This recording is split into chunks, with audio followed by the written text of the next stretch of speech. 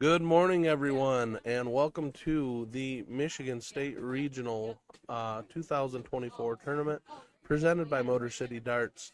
Just getting going this morning. First round match between Kara Forgy and Eric Granger. They're just kind of getting settled in here, starting to get warmed up. Should be started here shortly. Thanks for tuning in.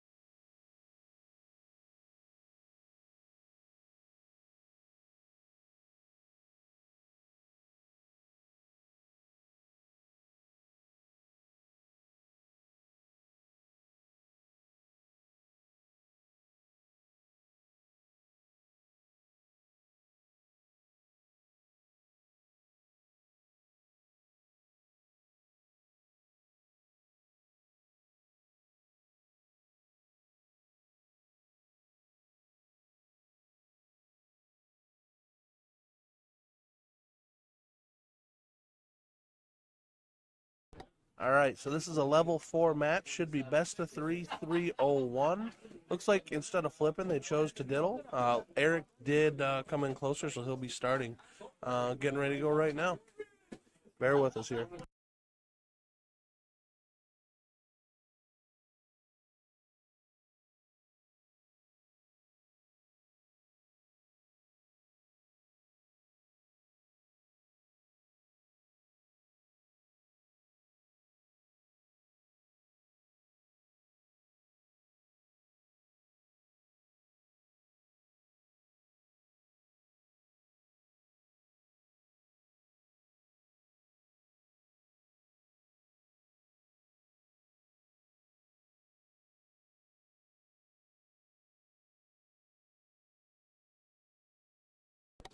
What's up, Corey? How you doing, buddy?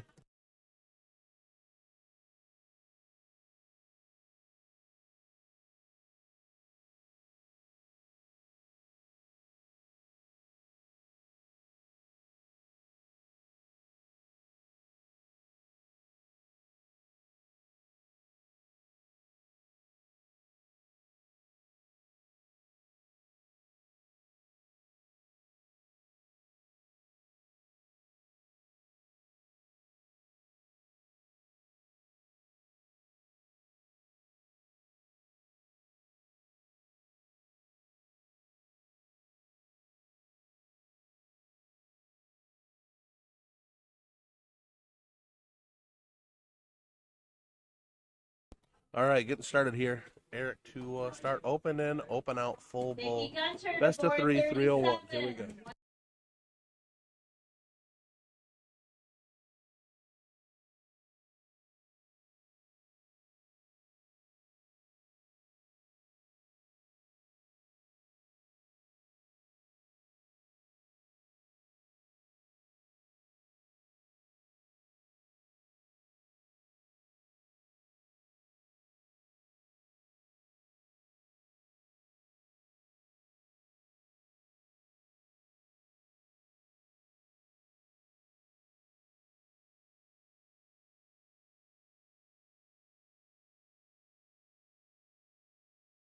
slow start from both players here. It is literally the first 6 darts of the event, so give them a little bit here. They should get warmed up, start looking a little better here.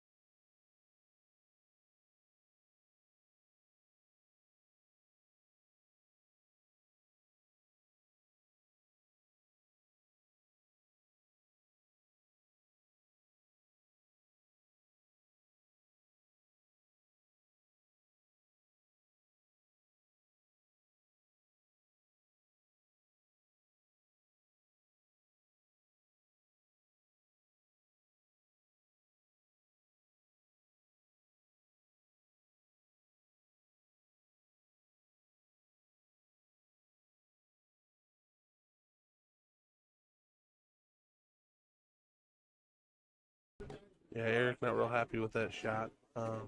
It's understandable though. They need to get some aiming fluid in them, or most of us do.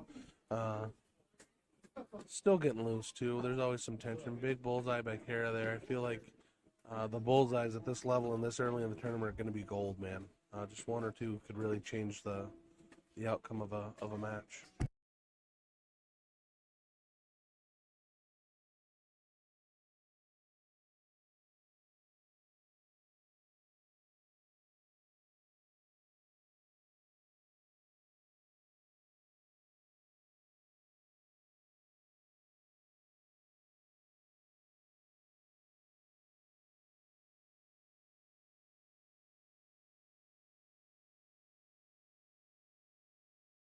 Kara right back into the bullseye. Looks like she's finding her groove. There's two. Can she fill it up? Ooh, a little high and right on the third one, leaving 75. So not totally comfortably, but she is going to have the first look at an out.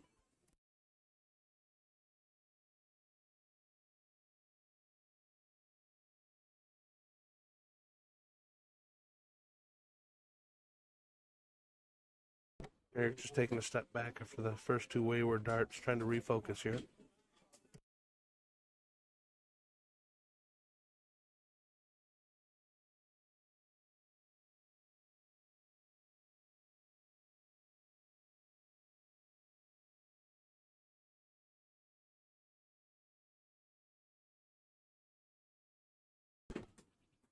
Ooh, big triple 18, leaving 16 for Kara. Just needs a single to take this first leg. And she takes it. What a shot. Nice check.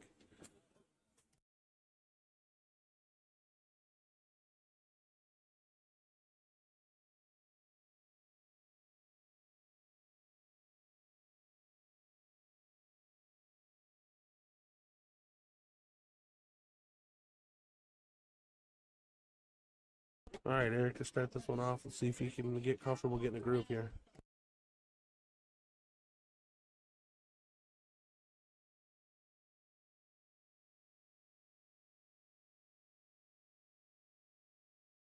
Finding a bowl with the third dart, that's big. That's big just to put a little bit of pressure here on Kara. She is up one leg, so she's got a little breathing room. He needs to apply that pressure and keep it going.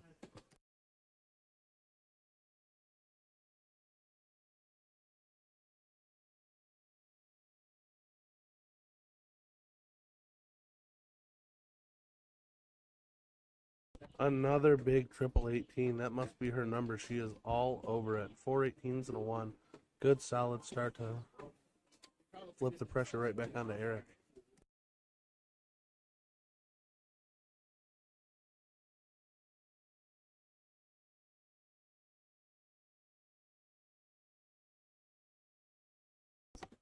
Big trip 17. The next two just missing the bowl, leaving himself 170, so he will have the first look at an out.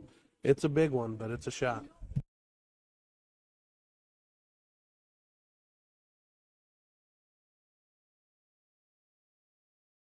Kara right back into the bullseye. She is feeling it right now.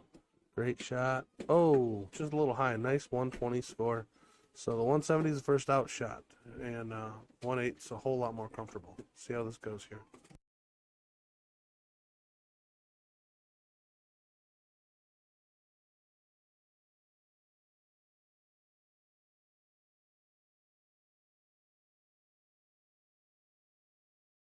Ooh, caught the bull with the first dart.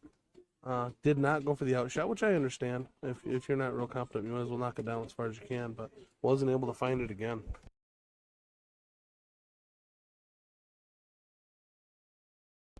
Ooh, unfortunate miss. Leaves her with no out, with 2 darts left. 83 left with 1. Finding the 8, finding the 5 again, at least 78. All right, Eric's got a shot here to take the second game and force a third leg decider.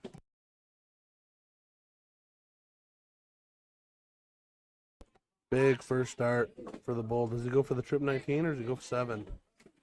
Oh, he went for it. 2 19s left. 2 19s will win the game here.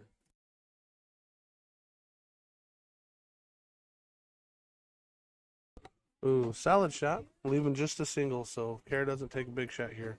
Eric's going to have a great look.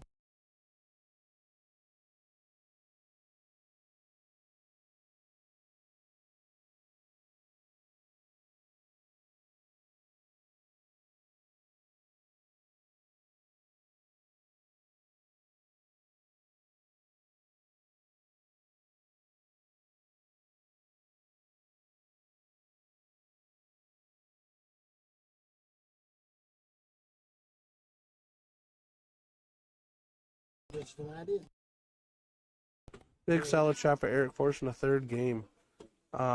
Way more consistent, about 5 or 6 points higher that game than what he was in the previous one. So good shot from Eric, putting the pressure back on Kara. Now they're going to diddle for the third game.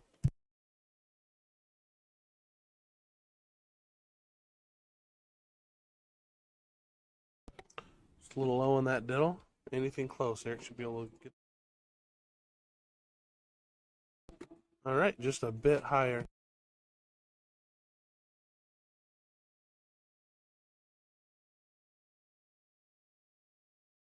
All right, so Eric going to start this.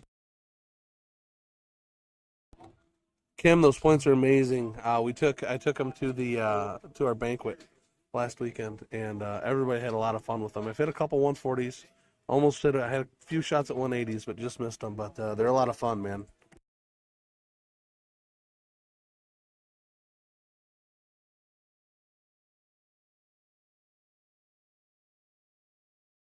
Yeah, you can really see as these guys have gotten into the match, they've gotten a little more loose. And even though we didn't hit a bullseye, man, that grouping's a whole lot more centered on that bull. 3 really close darts. Just a little bit unfortunate to not have one fall in.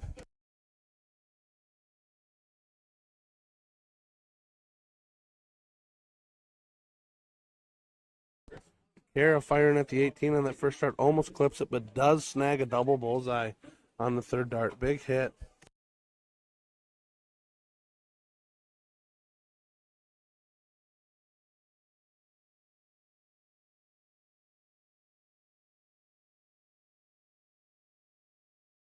Maybe some nerves creeping in here for Eric.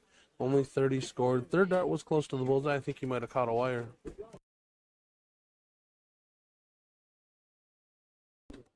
See how Kara does with a 17-point lead here. Maybe stealing the throw here, taking the advantage in this leg. Big bullseye, big bullseye. Yeah, she's definitely taken the throw and has applied all of the pressure onto Eric. Now let's see how he can respond, being down 96 points.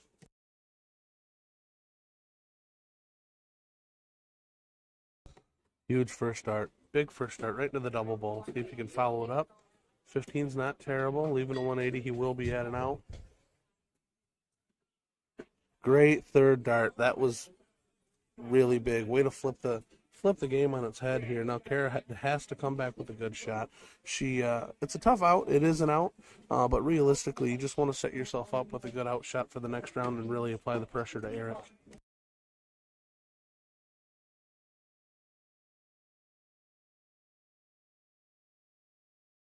No big numbers there. Down to a 102. It is a 2-darter. Most people will take it as a 3-darter. Eric's got a solid 3-dart out here as well. Needs to find that bullseye with both of his first 2 darts. Coming in low on that first one. Now you're just going to want to clean it up and put as much pressure as you can on Kara here. Oh, great third dart. Just slightly low. All center of the board. Just working on his elevation there. Kara needing a 102 to seal the match.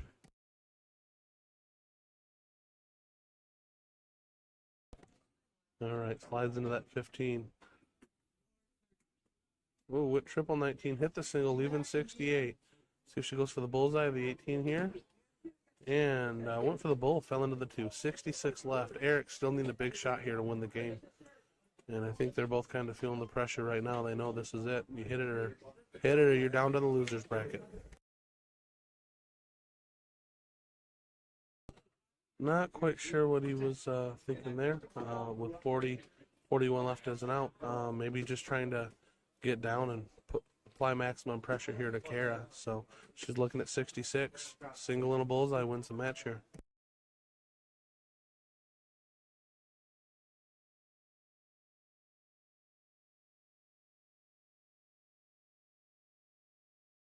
Ooh, unfortunate. Unfortunate hit fall into those 2 ones. 64 left. She's going to leave it at 52. Now, Eric has 21. There is a 1 dart out for this, but realistically, just go 2 singles, clean it up, no drama, finish the game. 2 singles, and you're out of here. So, all right, leaving himself at 3. I think he was trying to go for the 20 to leave, or trying to go for the 1 to leave 20. But bust there. Kara's got an easy 52 shot here.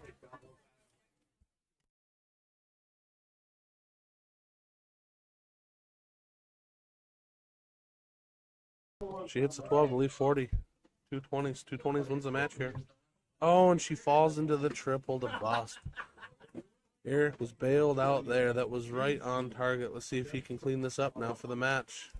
I'm sure the nerves are at a fever pitch right now. Single 20 for the match. Ooh, slides into the 1. Coming downstairs for the 19. And he hits it for the match. Good win, Eric. 2-1 over Kara. Tense match at the end, but he pulled it through.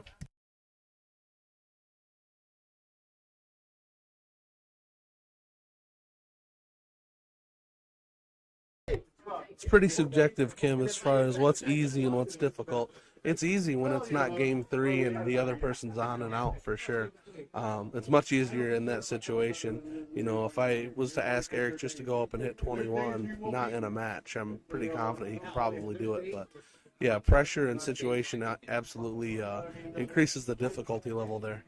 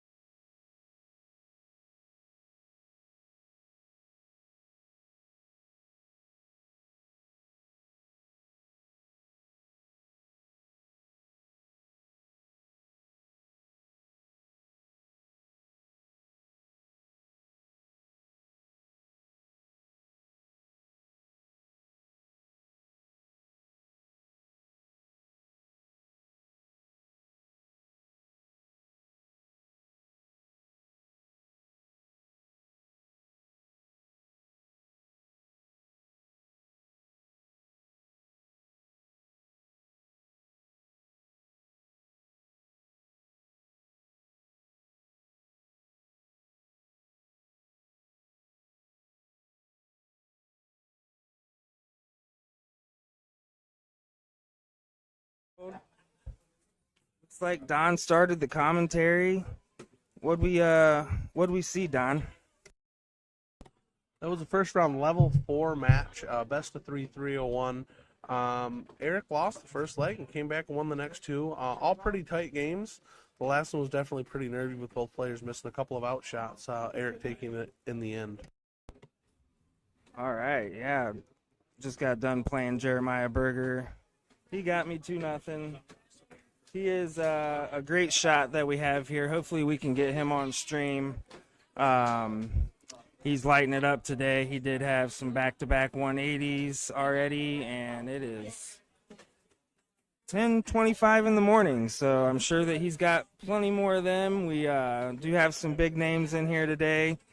We are in Waterford, Michigan at Century Bowl, and sponsored by Motor City Entertainment. We got TWK Darts and Entertainment here with Trevor Dupre running the stream today all day. We just want to give a shout out to him. We got Don Spear on the mic. Shout out to him. He did a good job yesterday in the luck. Won one, took third in another. Was awesome on the commentary. Really just have some big shots coming in today. We got Malar and Kessler, Gary Clark, State Farm. I saw Tosky over there. Kelly, Gerardini, I think that's how you say it. Let's see. We got Katie Howard in today. I'm sure we got Kat coming in at some point. Haven't seen her yet. So looks like we got a great day coming for you guys, and stay tuned. We're gonna get a couple match. I told Brian Henry to keep it diverse, so we're gonna have all level players on the stream, and then we will have all the king seat matches and finals that we can fit, regardless of what level it is, and we just hope that you continue to watch here.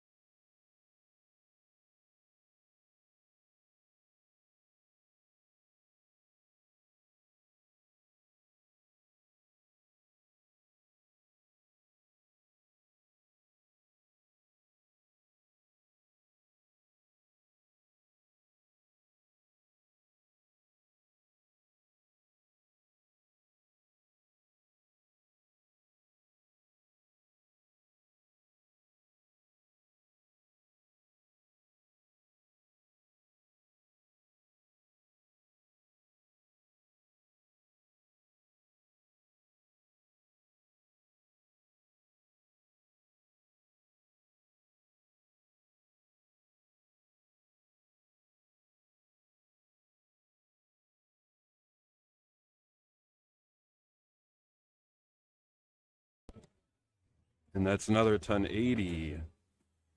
Some big darts there by Jeremiah Malar. You know, this is some of the best darts that we can see in Masters match. For those of you who don't know me, I am Trevor Dupre. I'm from the TWK Darts and Entertainment. We currently don't have a commentator because they're playing, so I thought that I'd come on and commentate a little bit.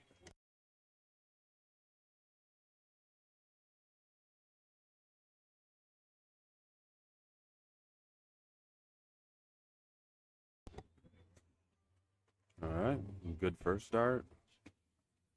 All right, double 12 for the finish. Ooh, just a little bit outside there, but good look at it. Been some amazing darts by Jeremiah Malar so far.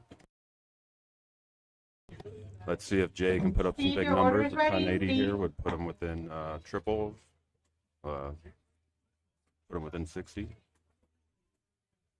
2. And look at that, big ton 80 there. Leaving him with a 2 dart out. Obviously, Jeremiah Malar is going to come up here with a look at double 12. All right, on to double 6. It's a little bit outside. I'm sure he'll lock it in right here.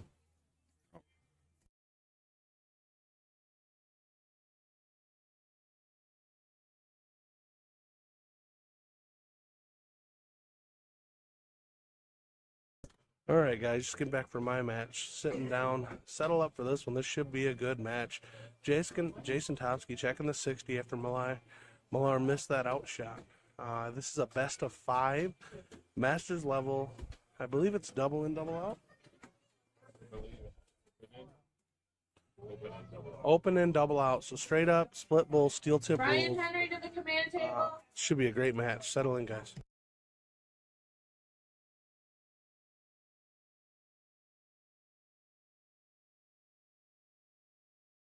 Maya opening up with a big 180. So far, perfect. Great shot.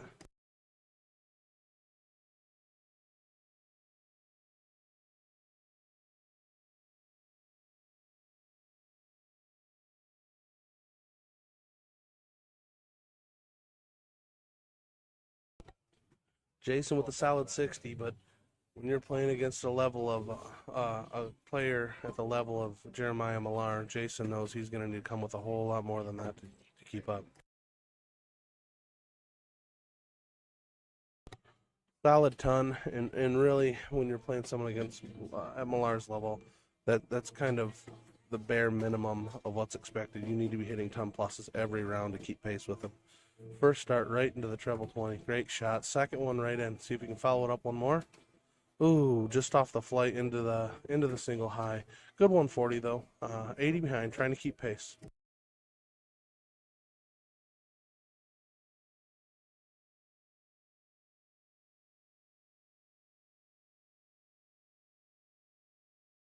Malar going downstairs to try to square up his score, leaving himself 134.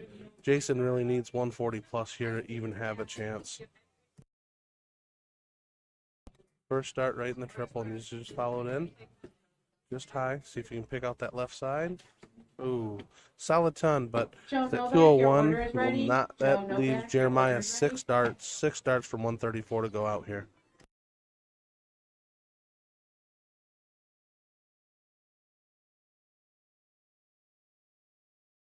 Yep, as expected, double 16 for the win.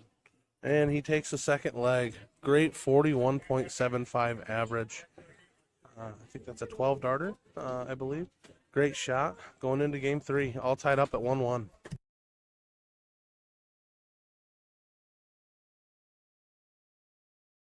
Jason will lead off here. See how he starts.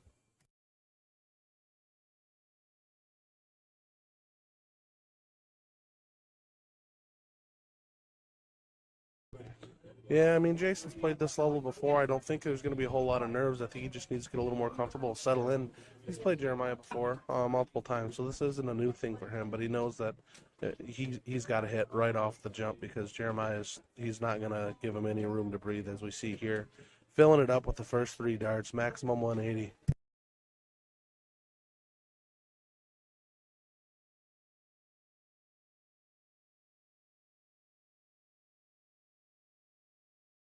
Jason right into that triple. He knows what he needs to do here. He's got to fill it up. He's got to hit it as much as he can. He does have the throw advantage, but man, that 60 or that 85 is just not going to help. Maya in prime position here to steal the throw and take command of this leg with one big score.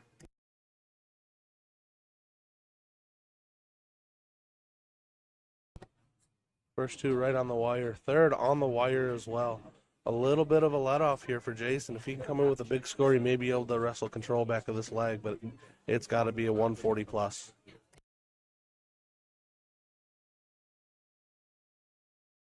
First dart right in the heart. Just bounce it right off that dart. Follow it in there. Unable to do so. He needs to fill this up. Solid 100. I mean, it's not a terrible score, but still with Jeremiah 25 points ahead, one big score, and he's really just kind of putting a stranglehold on this leg. First start in the triple. Second wayward into the 5. Third triple 1. Looked like a bad deflection off of that flight.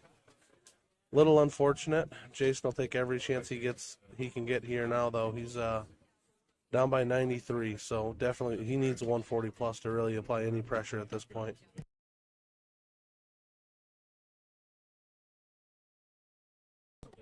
'83 scored, still down by 10. Malar's firmly in control of this leg here. As the score gets lower, that throw becomes an even more of an advantage. You have less time to come back and overtake it. Second dart right in the center of the triple, and I fully expect him, to fill it up there. Nice 140 by Jeremiah, leaving himself an easy two-darter. Jason, just all he can really do is hit his maximum score and apply as much pressure as possible.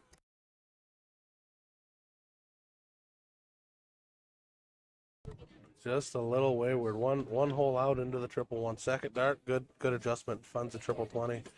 Third dart, right back into the treble. So leaves himself a very doable out. So Malar will know right now if he doesn't take this, it's reasonable that Jason can take this right over top of him here. 40 left, just needs a double 20. There it is for the third leg. Jeremiah up 2-1.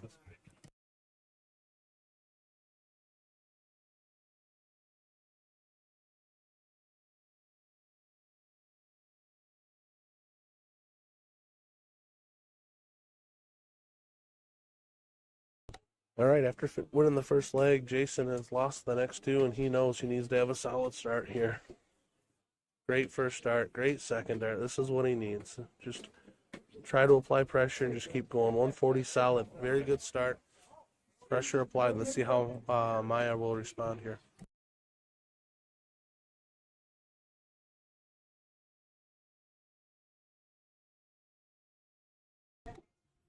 Great adjustment on the second dart. There really isn't many people in this room that are much better at well, he doesn't have very many wayward darts, but when he does, he's great at refocusing and recentering himself, and he just showed it there.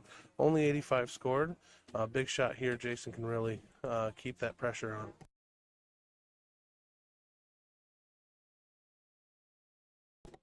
Solid 100. He'll take that every time. 140 here, just about squares at 180, and Malar will take the lead.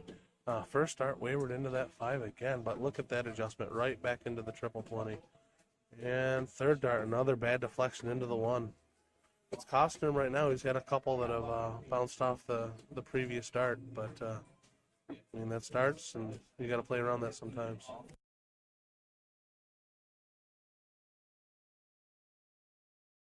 Ooh, second dart very close, just a touch low. Third dart just a touch high, another solid ton. He is the first to an out. Yeah,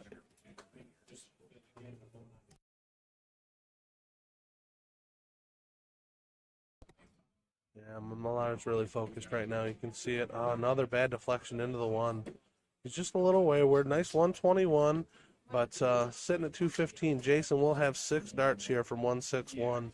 Can take it in 3, doesn't necessarily have to. He will get another look after this round.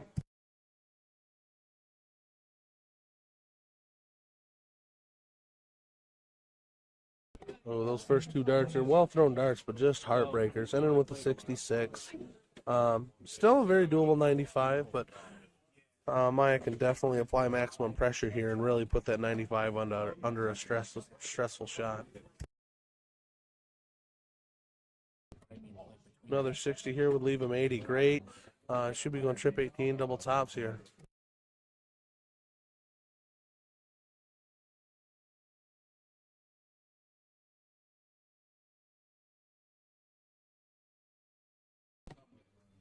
All right, Jason leaving 40, so Malar needs to take this. This will secure the match for him. All right, he's got 2 at double 10 here. Doesn't miss this often. All right, first one outside. It's a good miss. Second one for the match. Great shot.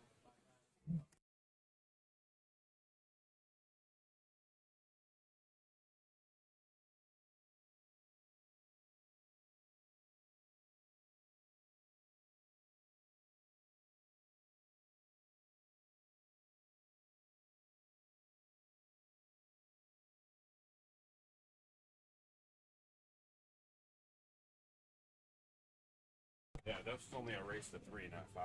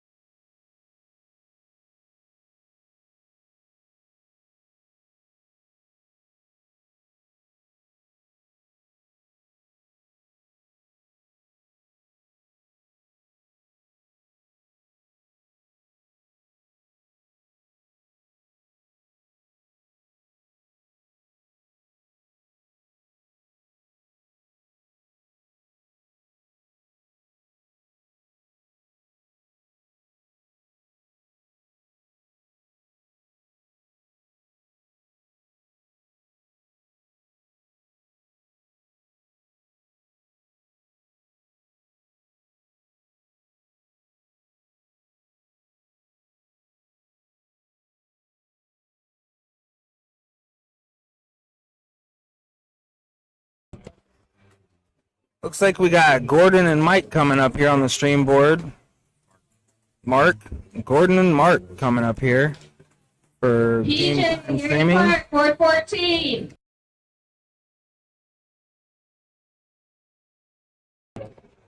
So Gordon gets the start here. This is an open bowl, open in and open out level.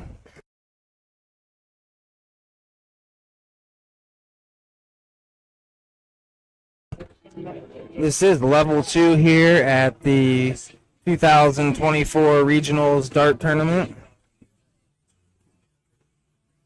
We like to stream all regionals levels.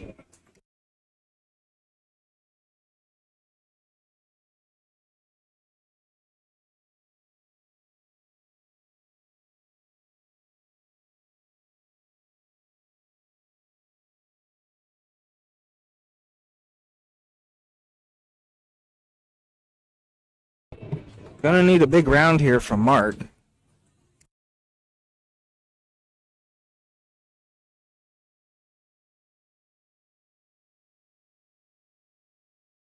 See if he can get another one in there, and he doesn't.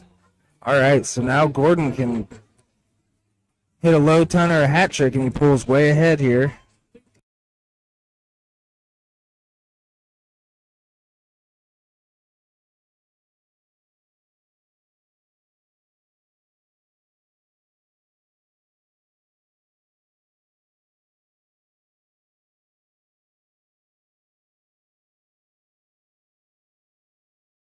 Yeah, Brian Henry's letting me know that we almost had a 9 on the stream. Don Spear also let me know. I'm going to guess it was Jeremiah Malar. Yeah, it was Jeremiah Malar.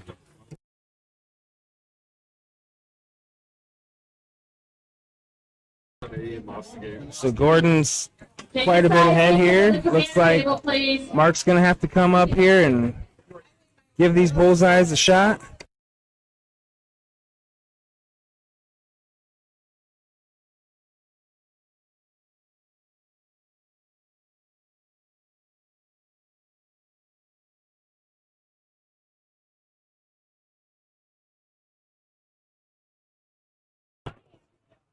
Double bull first dart. Goes for the 15s. Great leave.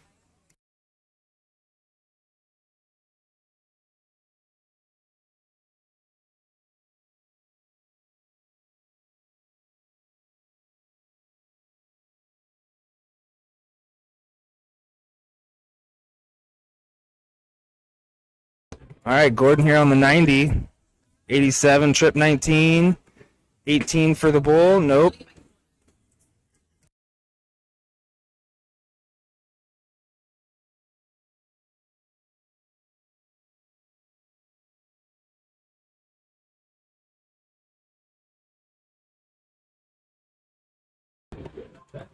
$49 here for the first leg of the set.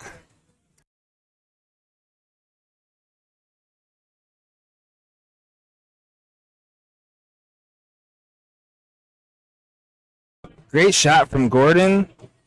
Taking it out. 3 double 6, double 17. Very interesting. Good shot.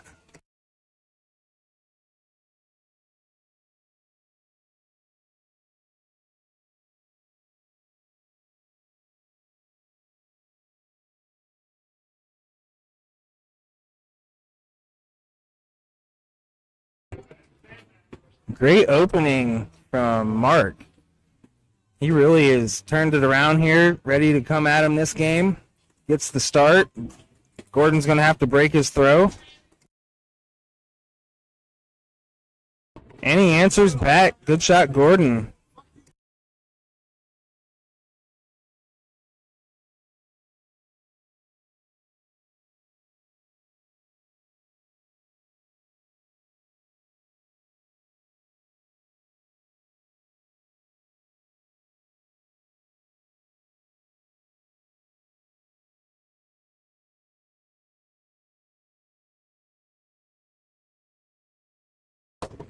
Great low ton from Gordon.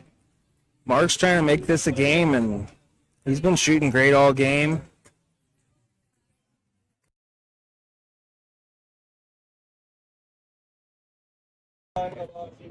Low ton for Mark. Great shot, Mark. Looks like he's going to put some pressure on Gordon here. Gordon's going to need a low ton or more.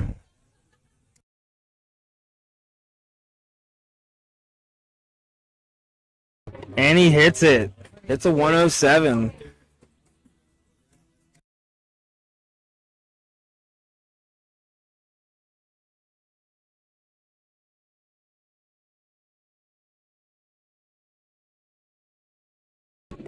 Soft round from Mark. Let's see what Gordon capitalizes on this or not.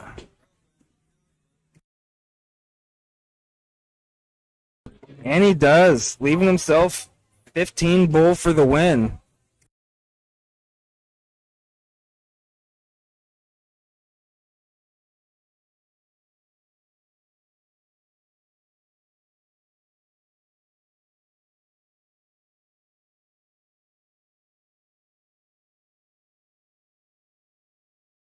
This is a level 2 event here.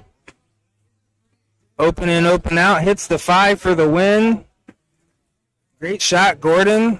Gordon goes up 2-0. Is it a race to 2? It is a race to 2. And level 2, and Gordon advances. Great shot with a 33 by Gordon.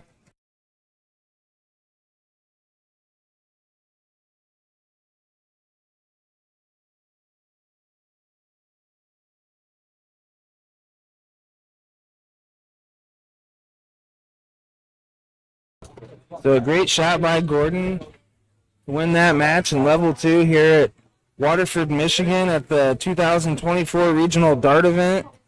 And I know we have some great shots here today. We can't wait to bring them to you on stream. And Trevor's going to be back here all day streaming, no matter if me and Don are playing or not. And stay tuned, and we're going to get another board up here, or another match up here on the stream board.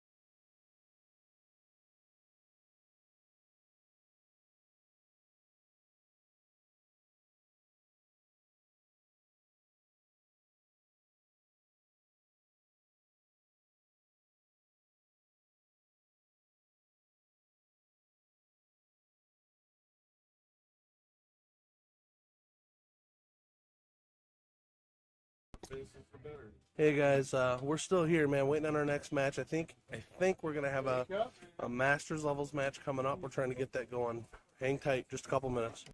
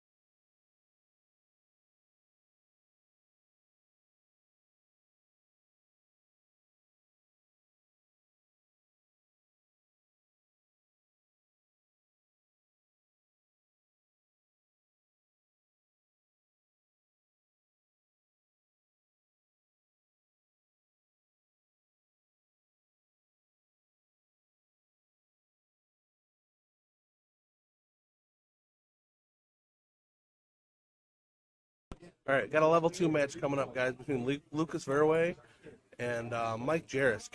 Both pretty good shooters that can definitely shoot above the level they're in, so should be a good match.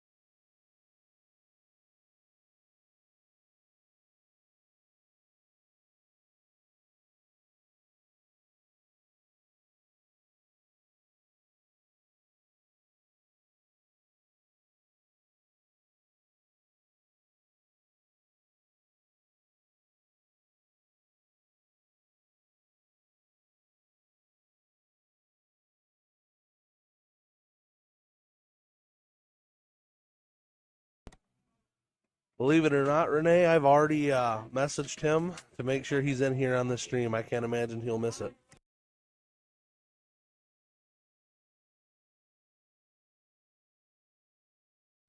This is a level 2 king seat match, too, so a lot on the line here.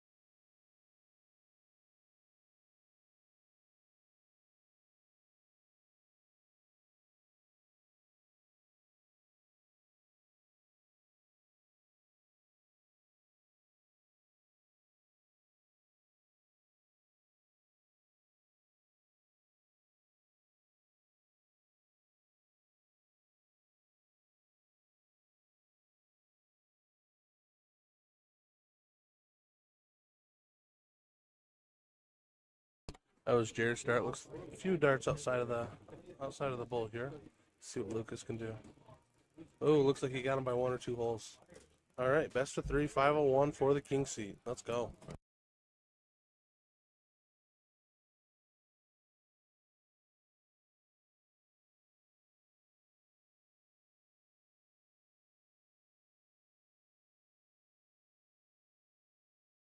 Oh, hey, Charles. Yeah, so either way, we are clipping these into individual matches, but this stream will be up, or he can watch it later, too. So we'll just say bad things about him right now because he can't respond. So that works just great.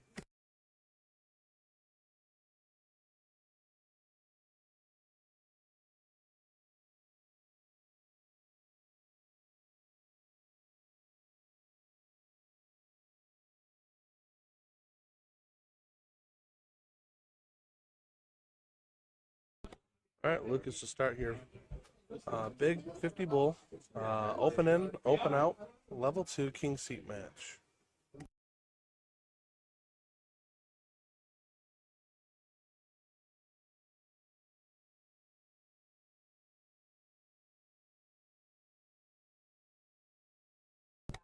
$82 open at this level. It's pretty solid, but you're definitely wanting 10 plus as often as possible, ideally every round.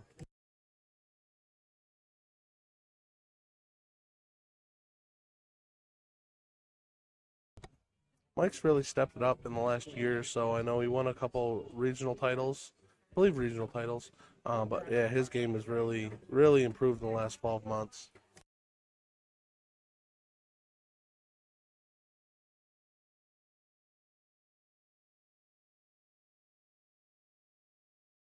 Tough bounce out with the first start, but finds it with his next two. Way to follow it in. Good shot.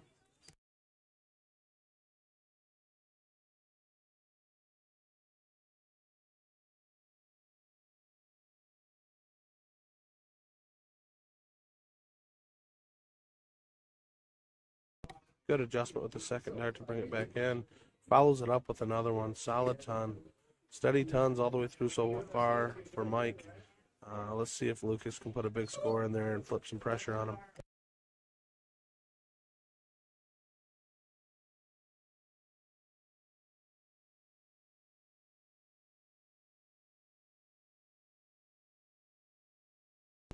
Yeah, both players kind of wayward on their first start, but making good adjustments, following it in with the next two. So Lucas not quite on and out. Any mid ton plus score here should at least get Mike a look at an out on his next turn. First start right in the heart of it. Second, if he follows us in, that's a huge shifter. 174. He will have a look, but it's a tough one.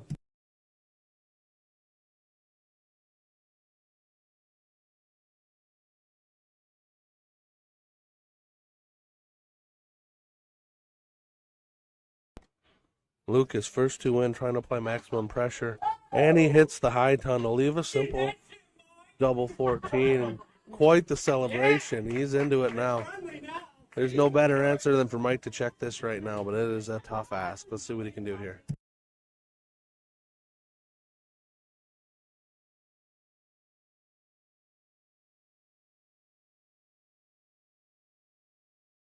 Yeah, he knew he couldn't miss there. After missing that first one, just goes right back to the Bulls, trying to make a manageable out on the off chance that Lucas does miss a shot here, but just needing two 14s to close the leg out.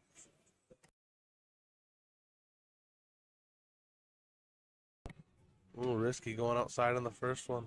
Single 10 left of the game, and he misses high. Mike will have a look. See if he goes the 20 or out to the Bulls.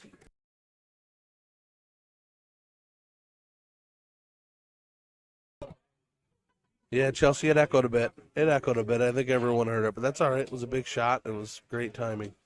Mike goes 20s, buries the first one. Low, just double 20 for the leg to steal it right out from under him. Oh, and it was a touch high.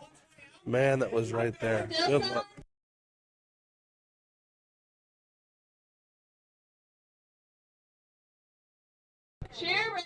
Single four here for Lucas. This isn't the easiest shot. You got to hit it or die. Oh, he opts to go double two. Hits two singles for the first game. Good leg, good finish.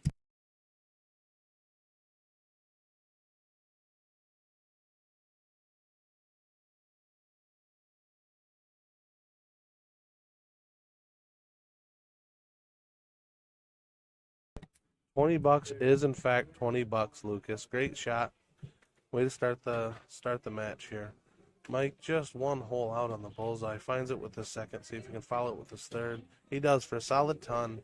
Nice 104 open. Let's see how Lucas can respond here.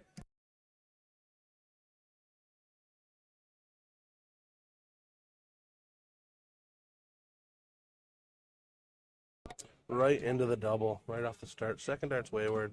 Third dart pulled it low. Might have to come down from that adrenaline dump he just had from that first game. I can hear you. Yeah, they're having fun. They're enjoying themselves. That's for sure.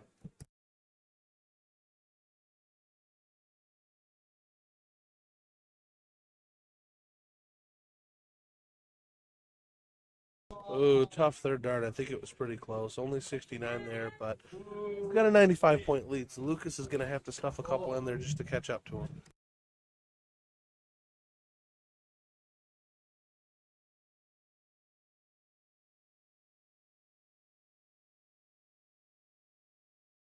Good adjustment on the third. Does get the low ton for a 12-point lead here, but Mike does have the throw with him still, so just steady tons all the way through. Should give him a look at the out.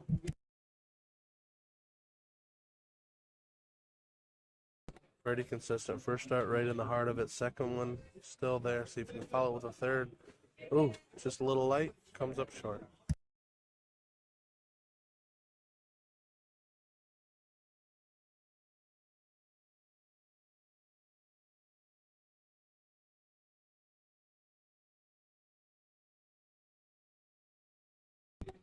Lucas spraying a little bit here. 73 score. Down by 17. Still pretty tight game.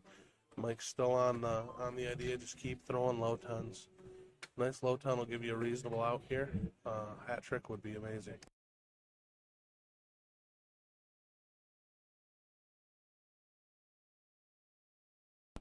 All right, 75 scored. He does have an out. He'll have the first look at one. It's a big one. It's a tough ass. So.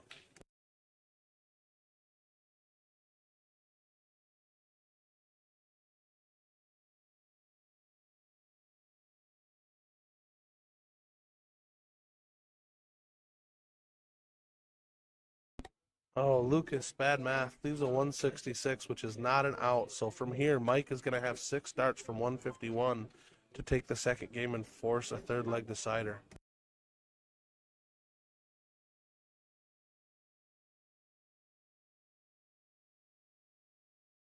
Yeah, he really needed both those on the last 2 darts.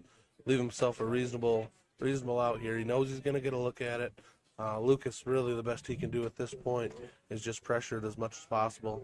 Try to hit a hat trick, leave 16.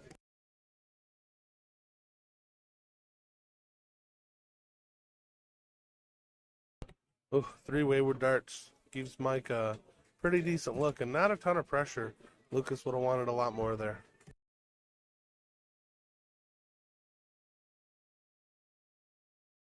2 16s for the win here for Mike. Oh, I don't know where that missed, but it was awfully close. Great focus on the third dart. Way to clean it up. All right, going to the third leg decider. We're going to diddle here and see who starts.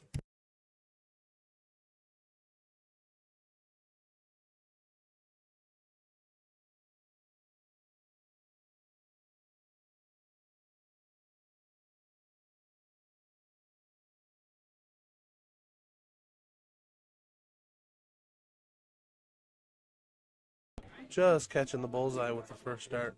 Outer ring of it, so anything in the bull's either going to tie or beat him. Just needs a bullseye. He gets it, beats him by 1 hole, it looks like. So Lucas to start game 3 in the decider.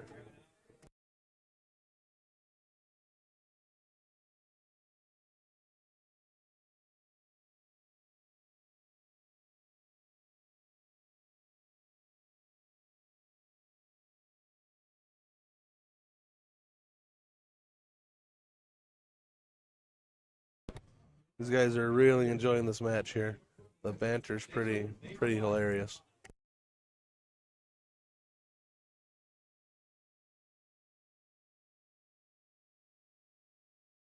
Lucas right into the middle with the first start. Drops a little low and then overcompensates and throws high on the third. Mike here looking at least a ton. 150 would be huge. Would totally flip this leg on its head.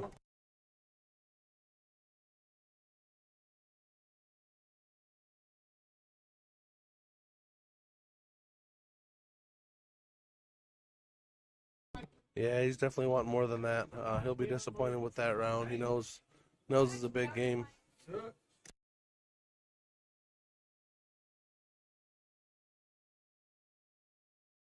Lucas dragging his first one down and second one down. Third one left. Maybe the nerves are creeping in for both of them. So this is a turning point in the match right here. If Mike can throw a big score, he can really apply even more pressure to Lucas right now.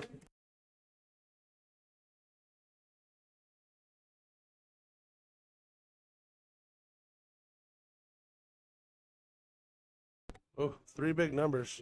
At least a 53 scored. He's going to want more, but, you know, it's not a 9, it's not a 7, it's not a 3. So three big numbers at least, and live to fight another day.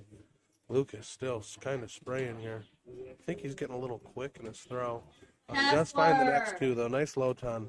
All the pressure squarely on Mike now at this point. He needs basically a hat trick just to pull level.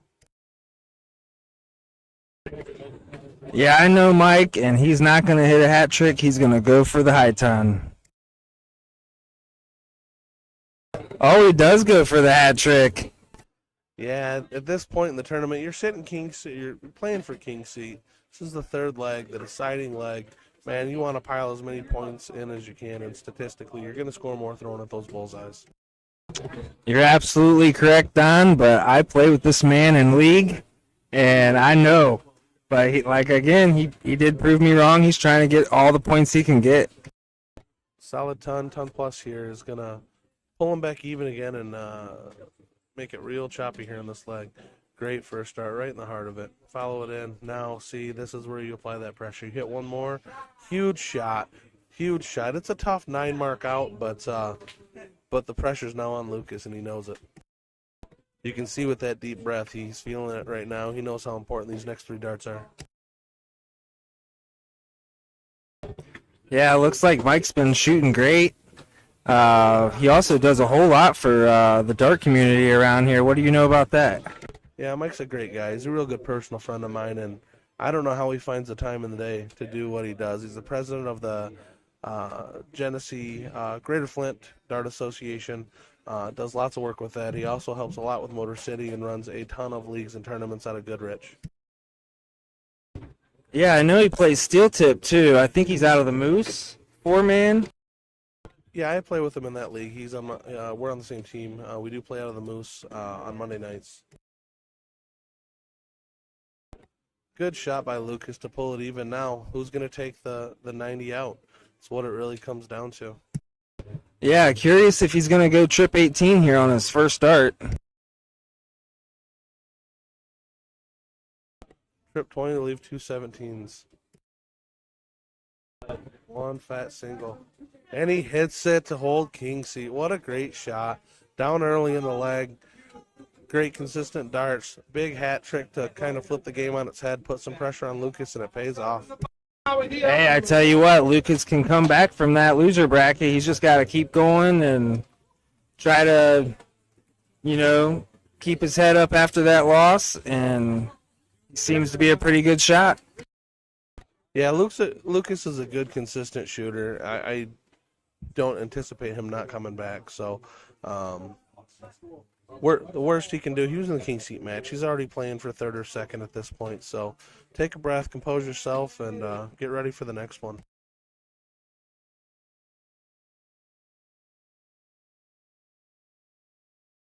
Got another match coming up right now, guys. Sit tight. 5 minutes or so, we'll be going.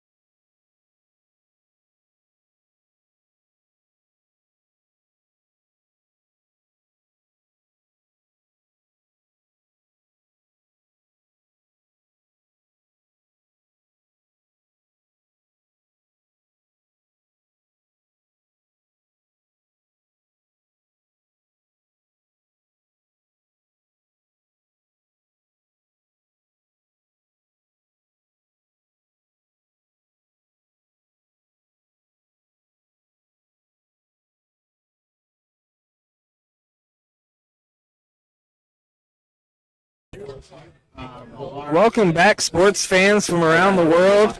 It looks like we got a level 1 king seat match coming up here on stream. Stay tuned. Looks like they're updating the board.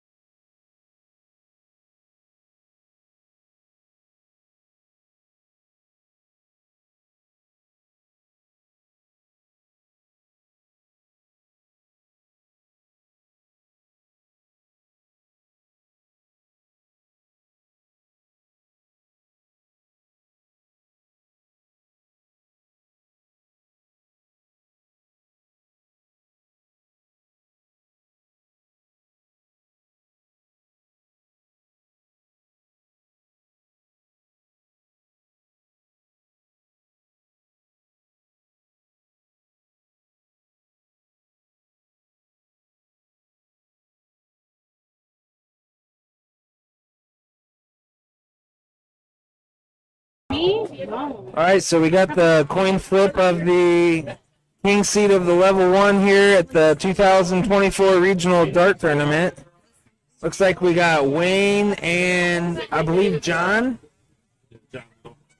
Yeah, John Little versus Wayne Grant, and this is a level 1 event. It is still open bull, open in, open out.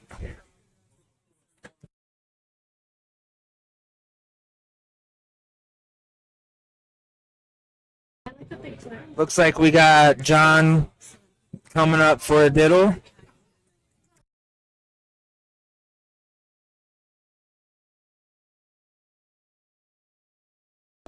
No, it is not a diddle.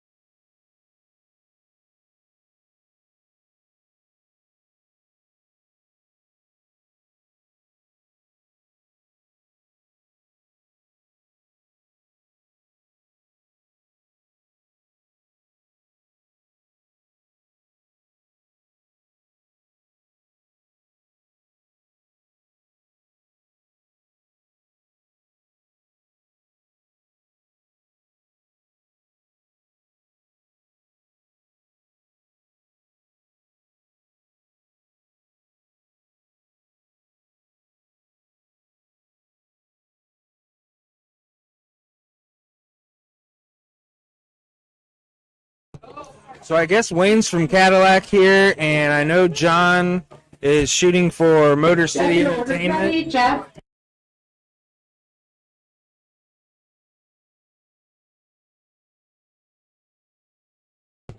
John does shoot at the Wooden Keg. I've played him in a couple lucks in the finals, and he had just let me know he is playing for Motor City Entertainment, ran by the one and only Brian Henry.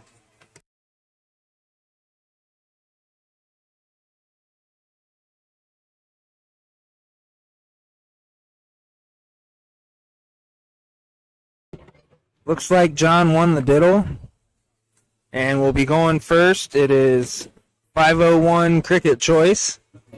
Open in, open out, open bull. The whole bull is 50.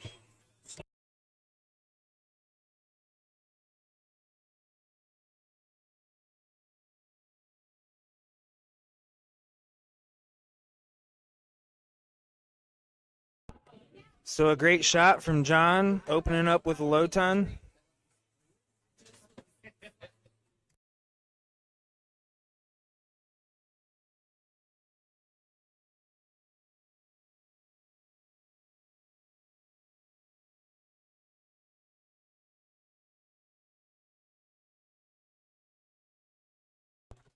So here's a good time for John to pull away here in game one.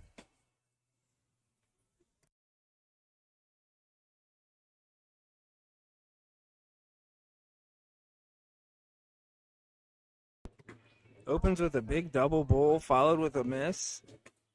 And another bull for a low ton. Good shot, John.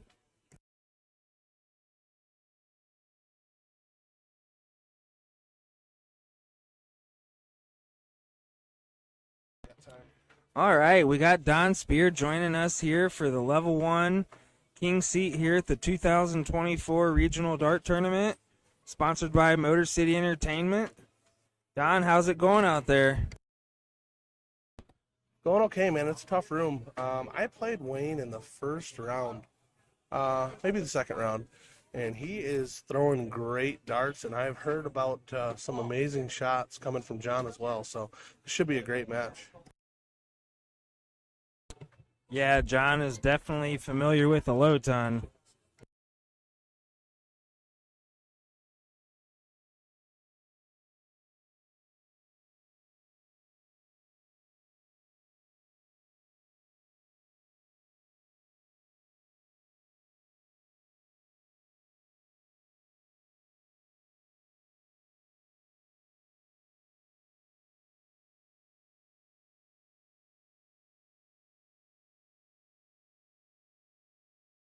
All right, John with 172 left here. Just a solid shot should set him up for an out. Barring a really big shot from Wayne here, he's going to have 6 from whatever he's got left. And a big hat trick from John, leaving 22. Again, this is open out, so 11-11, is that the shot? I mean, at this point, it's 2 singles. I mean, I really wouldn't throw it a double. Just go 2 fat singles. Clean it up whatever way you want. You've got at least 6 darts from here, so got all the time in the world. No need to feel any pressure. Whatever you like here is the right shot. Just don't bust it.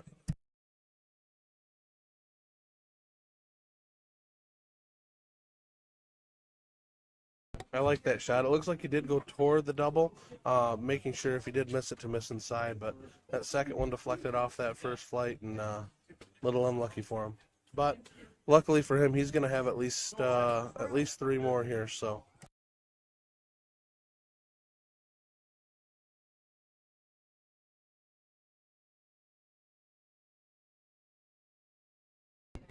Picking up one for Wayne. He does leave himself an out, and it is a very doable out for Wayne, as I've heard he's shot great today, and I know he's always a good shot throughout the years. Yeah, and that's what you want to avoid. You really don't want to miss outside. You just put too much pressure on yourself. Yeah, here we got Wayne. Like I said, he's getting a shot at this out. He set him up. He set himself up for this.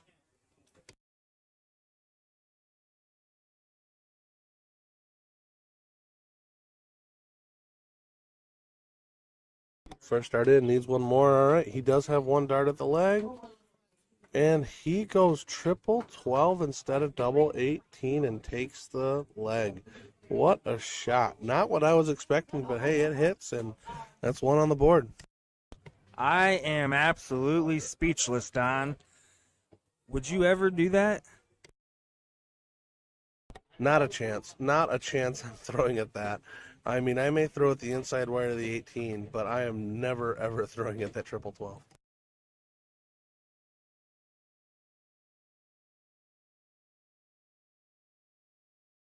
What a momentum shifting shot, too. I mean, I know it's only like 1, but man, to do that and steal it from him after he had 6 at the out, that's a punch in the gut for sure. Yeah, I do think that he was down by over 200 points there. 2 busts by John in a row, and you know what? Level 1 is no joke, especially here in Michigan. And most of the time in level 1, you're going to have to back-to-back hat trick to win these games. Yeah, that's for sure. I know when I played Wayne in our game 3, that's exactly what he did, was back-to-back hat. And he's capable, and they're both capable. Capable of that type of shot, but that's what it's going to take. And 3 misses here, and I know John's up by 40 or so points, 36 points, 34 points, but cannot be having rounds like that against someone that's at the caliber that Wayne is.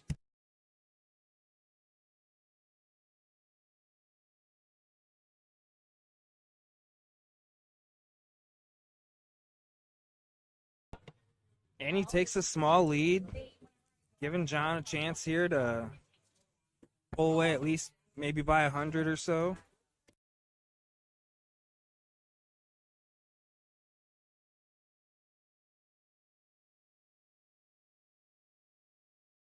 Yeah, he's going to want to fill this up, give himself a little more distance, especially after the out troubles that he had. Big shot.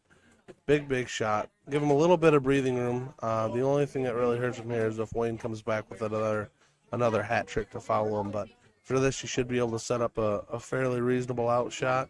And I can tell he's still steaming over that out. I hear him talking on the side. So just needs to level himself, get recentered, and go from there. Ooh, tough deflection on that third dart from Wayne. He's still hunting. Only a 1-point difference, but John does have the throw here. I see Jana Behringer in the chat here. I adjusted it a little bit. Is that better for you, Jana? And speaking of Jana, I do know that she is playing with Kessler and Malar, I believe, in mixed trips this weekend. You guys do not want to miss that one. I know that she won mixed trips last year at regionals, or maybe it was 2 years ago. What do you think?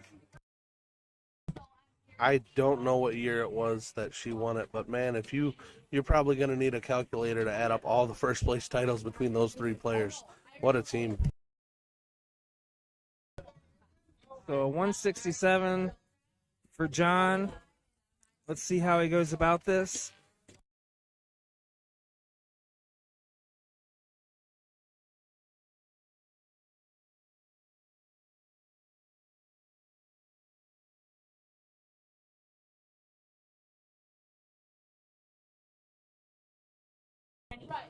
So John gets it down there, but is it enough to overcome Wayne? Trip 11? Man, I'll tell you what, with 33, I hate that shot with 2 darts.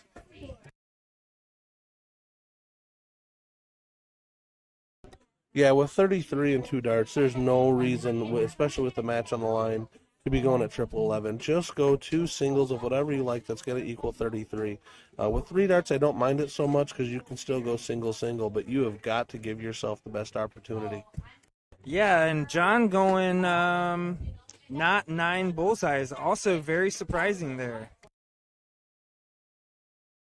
Yeah, with 59, I mean, it can go either way. It's still a 3 single out if you go for it, but you can't miss it.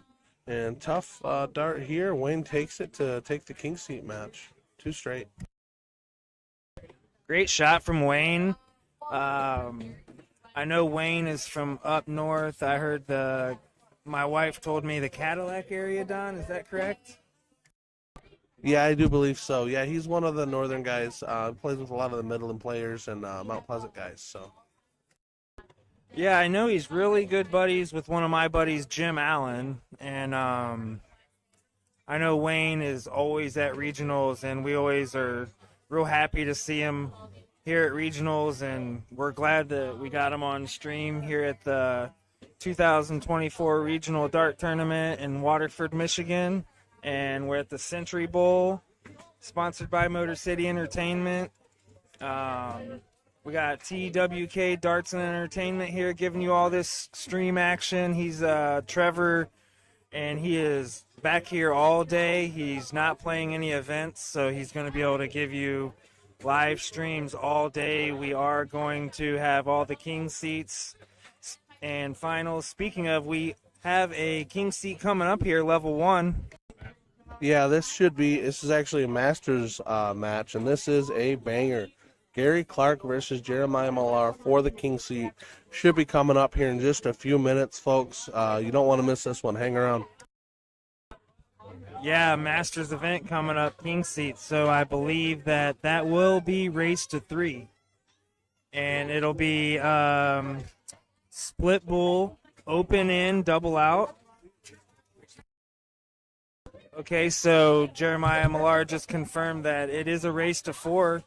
And this is going to be a great match here. We got the Midnight Dart Club club champ versus the CSI champ. And it's going to be a battle here. There will be some high averages. And who do you think's winning this, Don? Yeah, expect some fireworks in this match. I mean, Jeremiah is just so consistently at an elite level. I mean, he's been everywhere. He's won everything. I mean, I like Gary. He's a great player, but it's tough to pick anybody over Malar right now.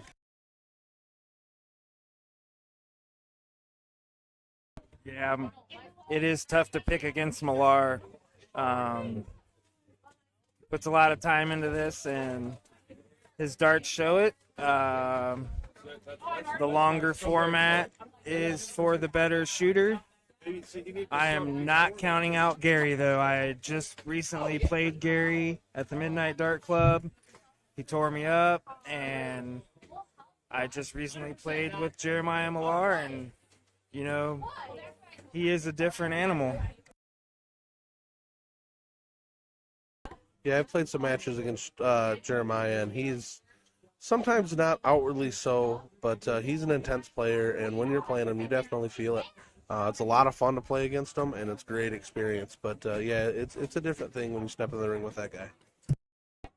Yeah, it sure is. And I tell you what, Gary is going to have to shoot above 31, 32 to get these matches off Jeremiah, and it would be a low average for Jeremiah in that situation.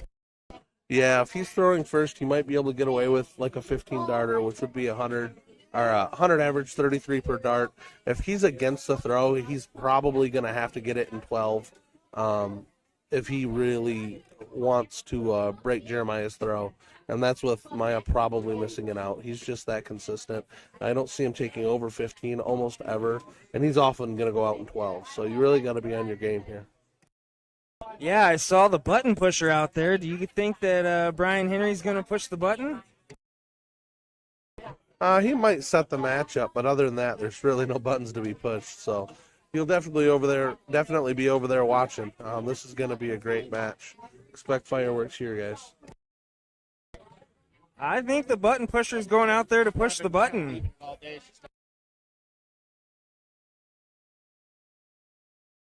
Again, that is Brian Henry in the background. He does run this tournament, him and his wife, Tree. We are so thankful for them. They're bringing in big talent. They're awesome to work with. We also got Matt Mege and Alan Rude, I believe, and they are also partners with Motor City. We are in Waterford, Michigan, and at the Century Bowl, and we have a top-class match here coming up for you guys.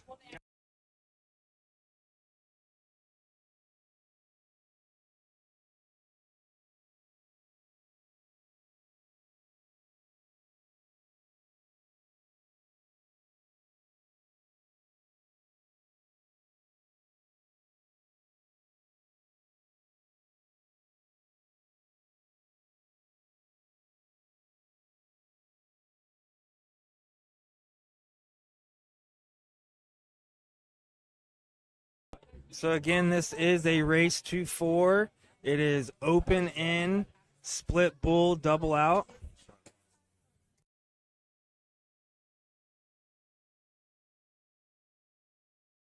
Yeah, they're choosing to diddle here, which I like over the coin flip, especially at higher levels. You should have to earn the right to start because it is so impactful, especially in 01, to have the first 3 darts. So it looks like they're going to diddle here. We'll see how it goes. Expecting a double bull from Gary.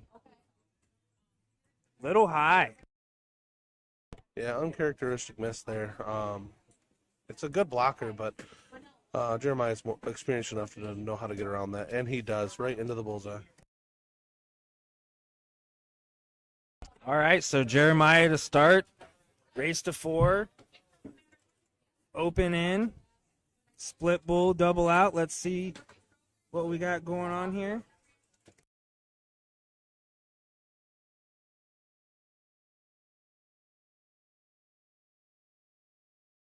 Yeah, Jeremiah having the throw is a big advantage, just because it's going to be so tough to break his throw. And when you're playing a player against that caliber, you really can't give him an inch because they're going to take every bit of it. First dart strays into the 555.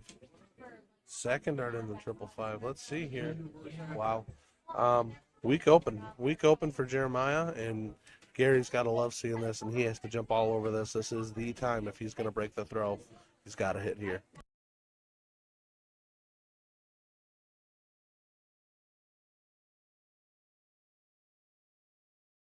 Tough start for both players. Gary falls into the trip 20. Big shot from Gary. Yeah, you'll obviously take every trip 20 you can get, but he knows that's not going to be enough with Jeremiah coming up only down a few points here. And directly right into the 20 first dart. And wayward again on that 5. I don't know if it's a follow-through issue or what's going on. He's not missing by much, but it's just enough.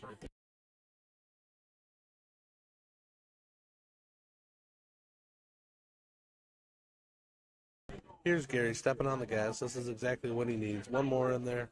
All right, nice solid 121. He's up by 63, so he's essentially taking one perfect dart out of Jeremiah's hand. But he needs to keep chipping away at that and try to overtake the lead.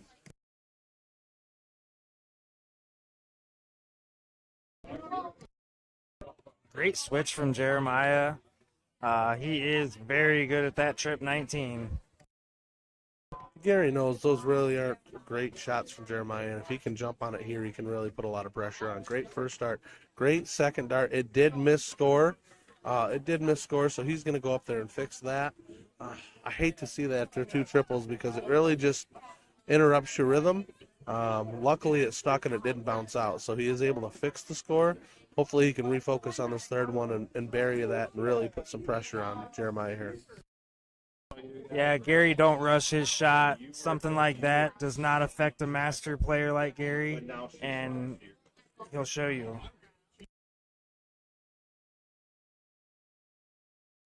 Great concentration, way to stay focused, and a huge shot to bury that triple. Big shot.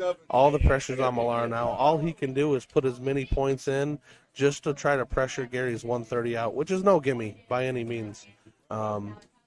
And Jeremiah only able to hit 94, so Gary's going to have 6 darts here from 130 to break the throw. This is a big shot.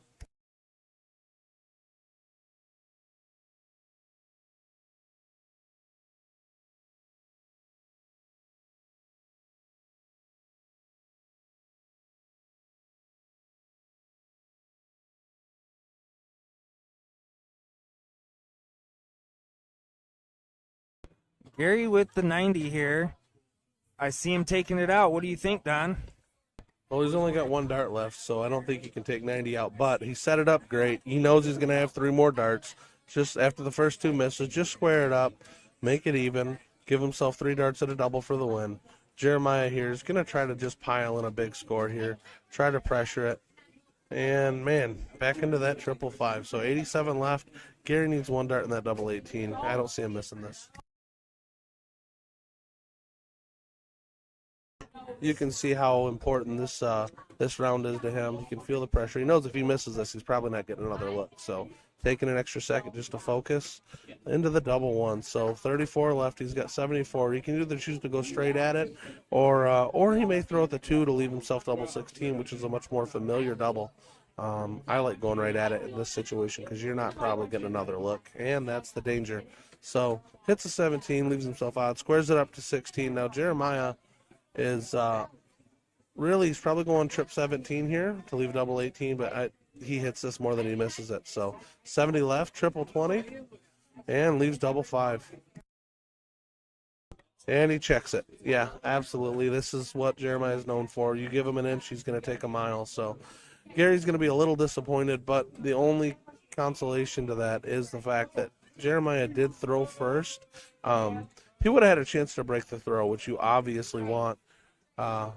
And you want to take any leg you can off Jeremiah because there's not a whole lot of times you're going to get shots like that. But he'll refocus, Try to put a big score in here like he's already doing and try to take the leg on his throw. What a great open 180 start. Yeah, that is a great shot from Gary, showing that he is not backing down, and his darts are on point today. He is in the king seat match, so let's see how Jeremiah responds to this.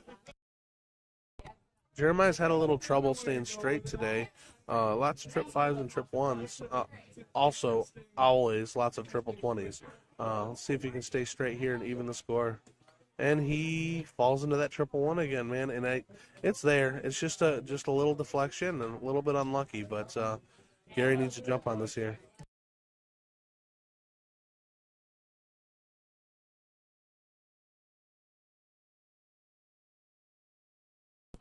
Only a solid 60, putting him up by 117. Jeremiah is looking 180 here all day. That's the goal. I don't see him hitting less than 100, so this should at least level it up. He may even take the lead here. Yeah, I expect a big round here from Jeremiah as he hits a little low and a little left. Uncharacteristic miss, so Gary's still with a 60-point lead. And he knows on a miss like that, he's just got to start piling the pressure on. Big shot here does nothing but help you. The first dart, wandering into that treble 1. Second dart, just low. Third dart, he does find it. So up by about 144, 146. So big shot needed from Jeremiah just to even up the score. And he's not going to find it. Sliding into the triple 5 again. He does find the trip 20 with the third dart. Gary's got 6 darts here from 178. Really just trying to get down. If he can get down to an even number, even double, that's best case scenario for him. So just trying to square it up here.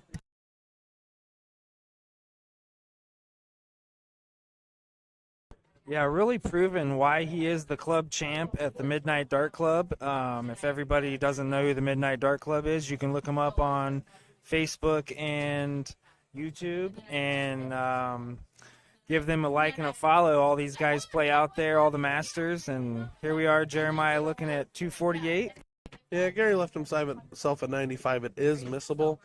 It's extra missable if there's a lot of pressure put on. So great second and third dart from Jeremiah, leaving a 108 with the 140. So they're about level pegging here. Gary knows this needs to go.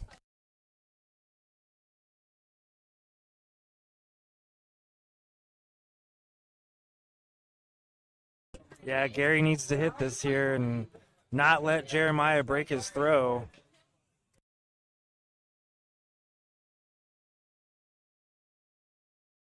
Leaves himself tops. Gary can definitely hit tops.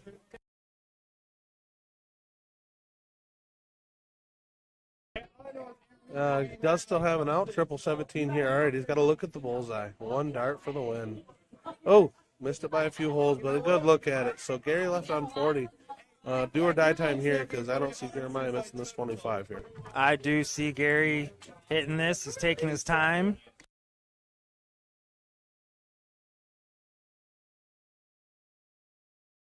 Double 10 for the win, and he hits it.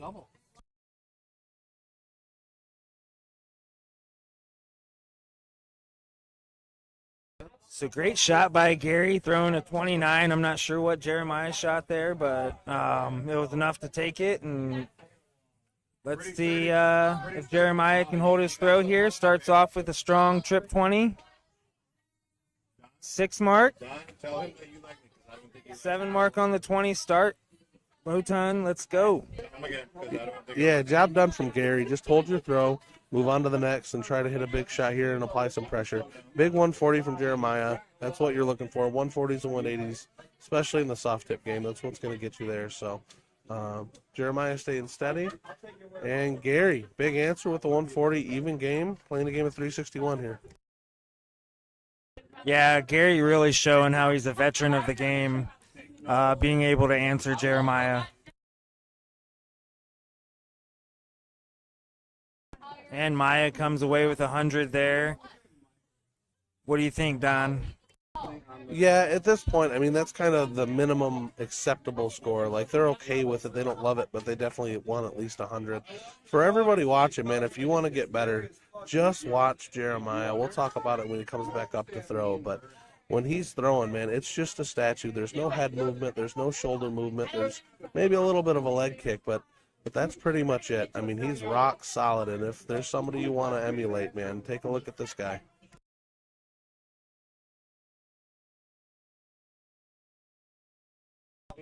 Great switch from Jeremiah. Looks like he might have been blocked. Either that or he's been running into a lot of bad deflections. Even when it's not blocked, he's been clipping his flights. So he may start switching. That could have been a numbers thing too, where a single would have left him on a better out than a single 20. That's more likely the solution, but he has had a lot of problems with deflections so far today, so he might be trying to avoid that a bit as well. Triple 19 here for a start.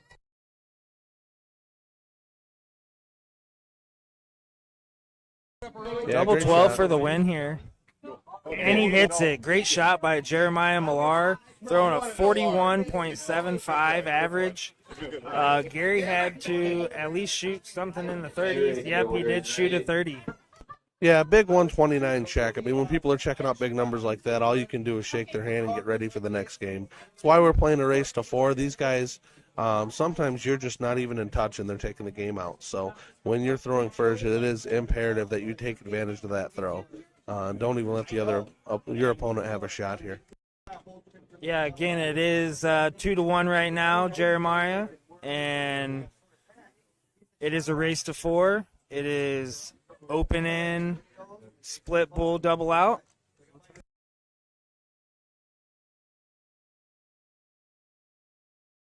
And a big 180 from Jeremiah.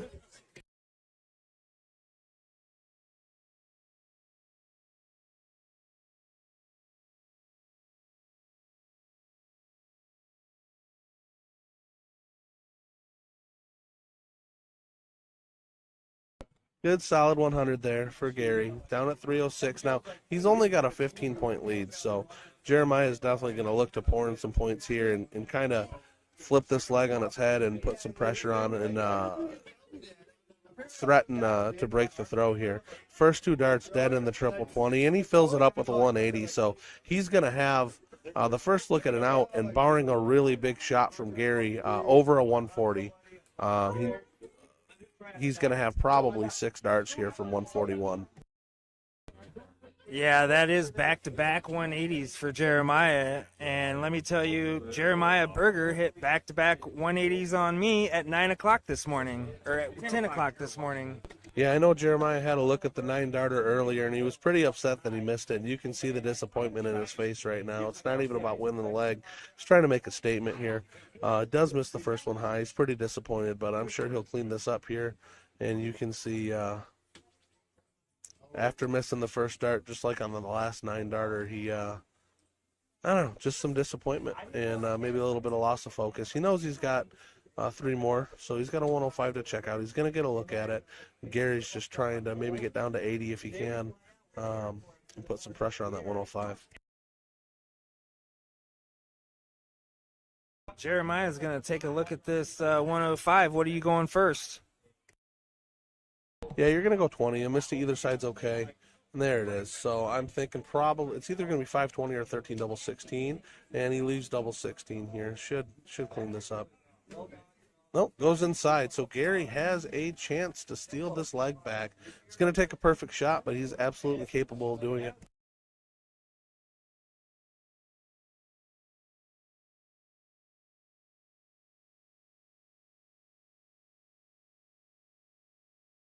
There we go. He's got to look at it. 1 dart for tops. He knows he needs this. He knows he needs to hold his throw here, especially after a nearly perfect open for Malar. This would be a huge, almost a steal.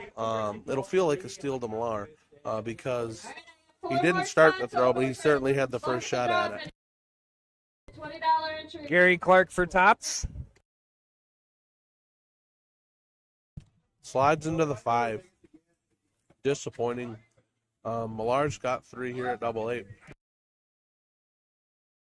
Yeah, I see Jeremiah giving a lot of respect over there to Gary, and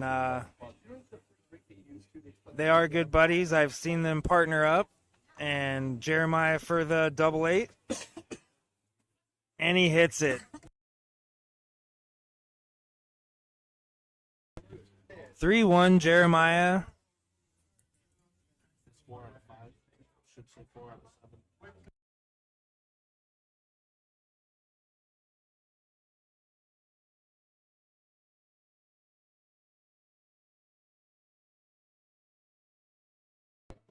All right, Don. So do you see Jeremiah breaking Gary's throw on this?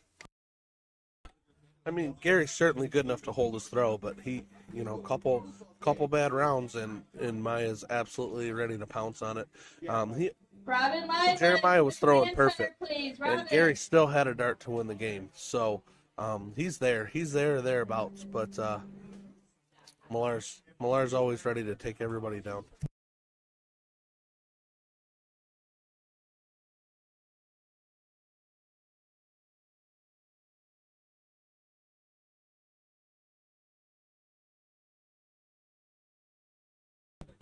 So a nice low ton from Jeremiah, and Gary's gonna try to push away here. Yeah, run for the hills. Score as much as you can. Get as much distance from Jeremiah as you can, because he's coming in quick. And he does. He gets away. Let's see if Jeremiah can reel him back in here. Maybe another 180.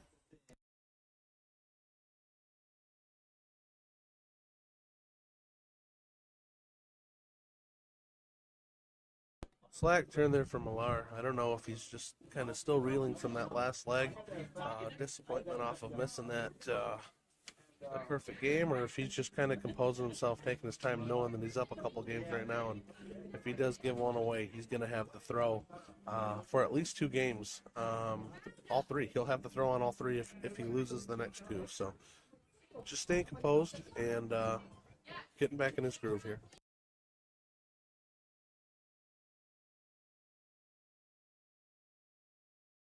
Yeah, he is not phased. He is trucking along here, and Gary's going to get a good look at this 130. Yeah, Gary knows he's got 6 darts from here. He probably won't throw at the double bullseye if he doesn't need to. If he hits that triple, he missed it. So he's going to set up here. He knows he's coming back. He's got at least 3 more.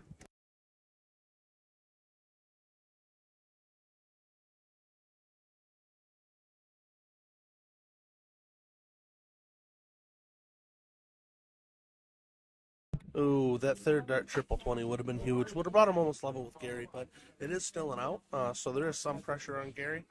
He knows he needs to hit this sooner than later because Jeremiah's coming quickly here.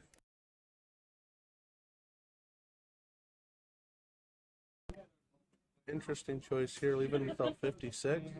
Left him down to 40, so Jeremiah, 2 triple 20s and a double 8 here for the win, for the match. Very doable out here for Jeremiah.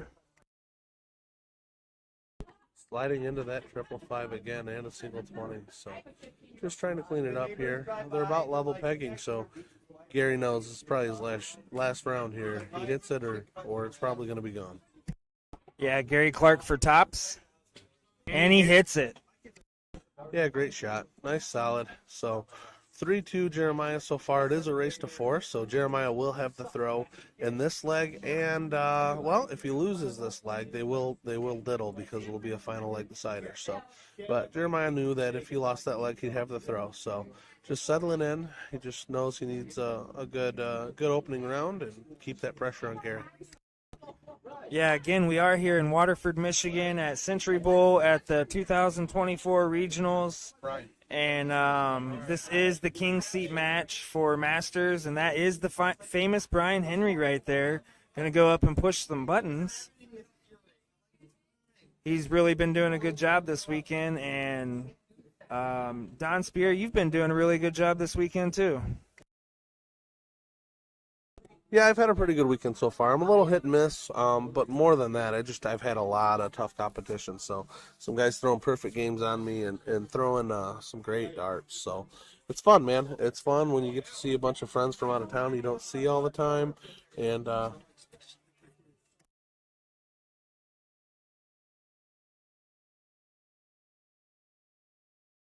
And these big events are always fun to see everybody and see some great darts. Brian Henry, the button pusher, getting the last two legs set up. He's a professional, and we appreciate his charitable work. All right, here we see Jeremiah starting off here with a good trip 20. And he fills it up. Yeah, that few second break might have just helped center him a little bit, refocus, and man, he's right all over it, right next to each other, all three of those darts. So pressure squarely on Gary. Gary knows he's got to break through here to even have a chance at the match, so he's got to pour him in. Tough deflection on that second dart. I think it was headed there, but caught that first flight and bounced him out. Solid 100, but Malar comes in here with another big score. It's going to be tough to overcome that.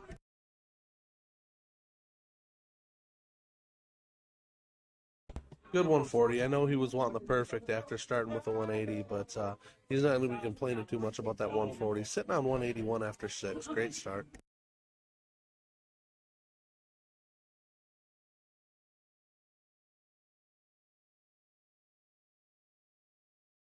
So a nice low ton from Gary. Still has quite a bit of work to do there. But Jeremiah stepping up confident on a 181. See if he can get it down.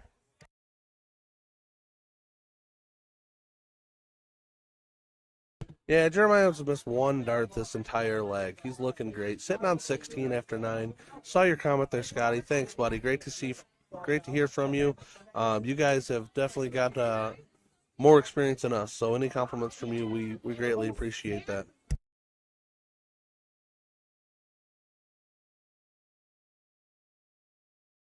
Yeah, Maya basically closing the door here. He's got three at a double eight, and didn't even give Gary really any opportunity. Gary would have had to throw a 9-darter here to touch him, which is what I talked about. He's going to throw a lot of 12-darters, and when you throw a 12, which that was a 10 in this case, but between 10 and 12 darts, if you're starting, the person behind you, he just has to throw perfect, and that's the position that Jeremiah puts a lot of people in, and what makes it so tough to beat him. So Jeremiah taking the king seat match. He'll be sitting there waiting for the finals on the bottom side to come up. So give us a few minutes here, guys. We'll get another match set up for you. Hey, you were there. You only missed one dart. Thank you guys for watching that. And we will be right back with another match. Again, we are here at the Regional Dart Tournament in Waterford, Michigan, ran by Motor City Entertainment. TWK Darts and Entertainment bringing you the streams, and he's out there doing work right now, and we'll be back with a good match coming up.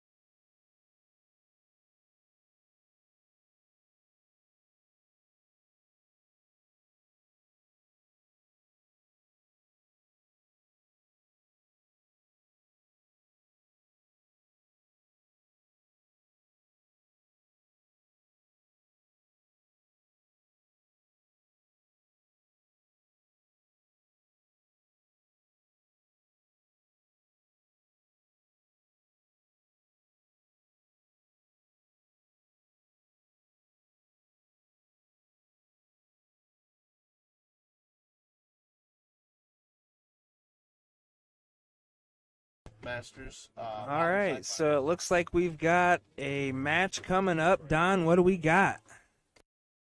Yeah, we got the bottom side finals. Second match in Masters. Gary Clark is going to be playing against Brandon Kessler. Winner of this match gets the opportunity to try to double dip Malar. Pretty tough task, but they got to get through their first opponent here.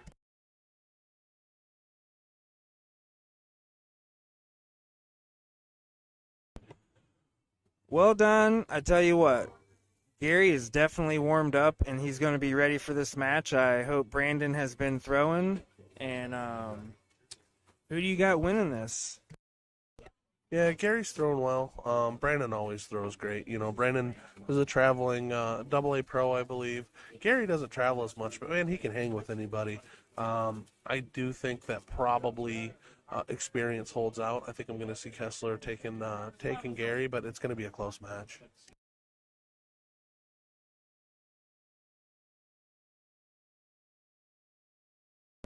Yeah, I really do like Kessler.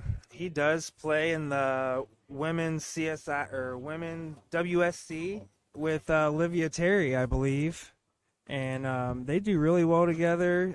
He is from Ohio, so go Ohio State. I am a Buckeye. What do you think about that, Don? Yeah, that's an unfortunate circumstance that both of them are from Ohio, and I don't know who dropped you on your head to have you root for Ohio State, but you know, mistakes have been made and certain things we can't change. But Olivia is an amazing women's dart player, great person, awesome to hang around, and yeah, those two they throw really well together. Olivia is super easy to throw with, but Jana, I don't know what you're thinking, especially with your nephew who used to play for the Spartans, so that's completely confusing, but I appreciate it.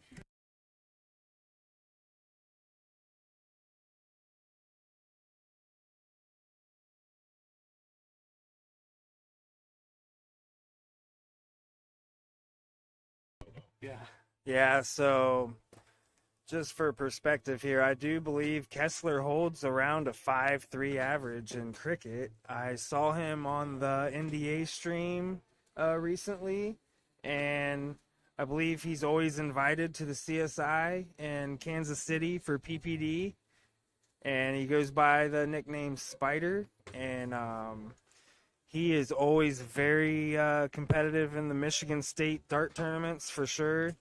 And he plays with Dave Fig a lot, so I'm very familiar with Brandon, and Gary does have his work cut out.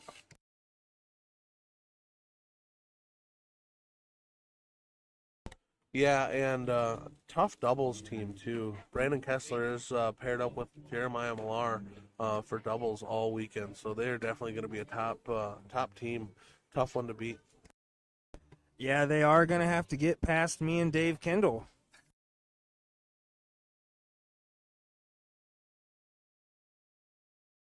I was trying to come up with something witty, but you left me speechless with that. Yeah, you guys are great players, and they're going to have to really buckle down and knuckle up to take you out.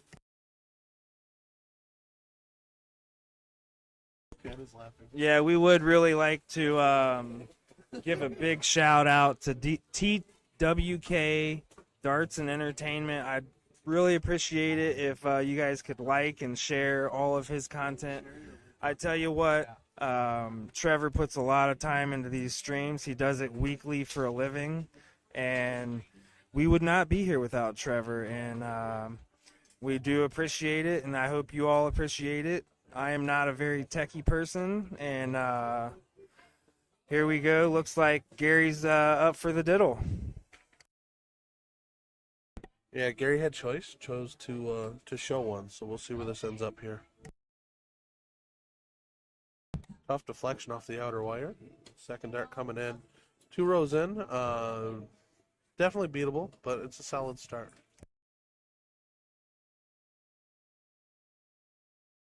Brandon 1 hole out, so Gary will start.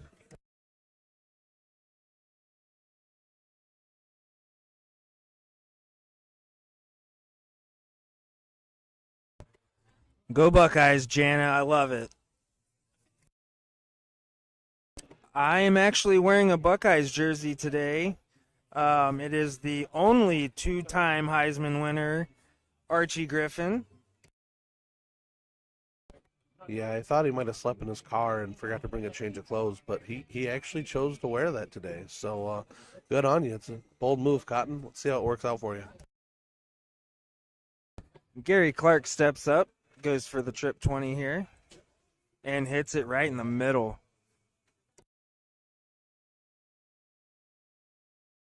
Yeah, when you bury your first dart like that, I mean, really the objective is just hit that dart again. If you hit that dart, it's probably going to follow it right in there.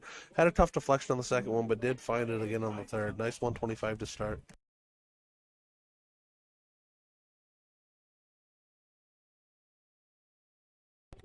Good answer with the 121. Second dart, just like Gary, just going a little straight, sliding into the single one. Pretty level pegging here.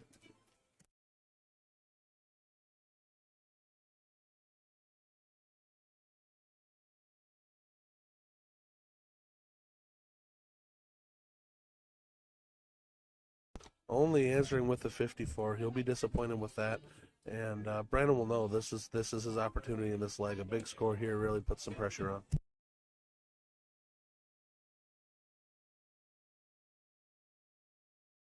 Great switch after blocking off the 20. It's tough for some people to move that far on the board, but great switch, smart decision, good move.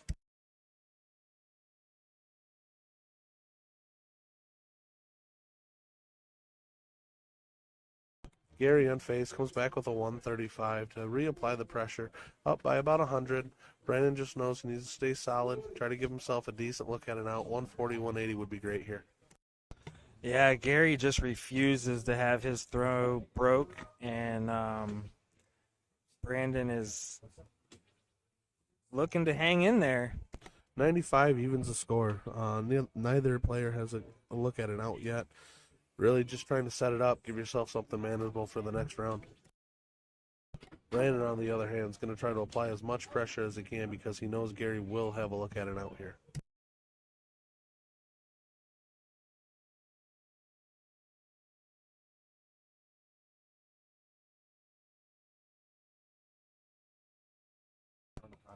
Brandon steps up here on a 188, going to try to get it down. Great first start. Yeah, 180 or 140 would be great here to leave himself 48. He did switch over to leave himself 90. Now, Gary with the 50, I mean, you could go right at it, but I like either the 10 tops or the 1832 here. Yeah, I like the 10 tops here. It's a great stat, Nick. Keep them coming.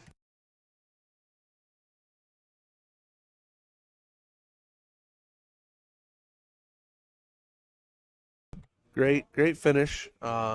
Pretty typical. 18, double 16. On to the next. Now Brandon's gonna have throw here. So just a typical hold to throw. 35 average play to 34 average. Pretty level pegging. So close match so far. Good to watch. Yes, it is going to be very hard to break either one of these guys' throw. And a 35 to a 34 average, double out, split bull, not bad. And it's going to get even better.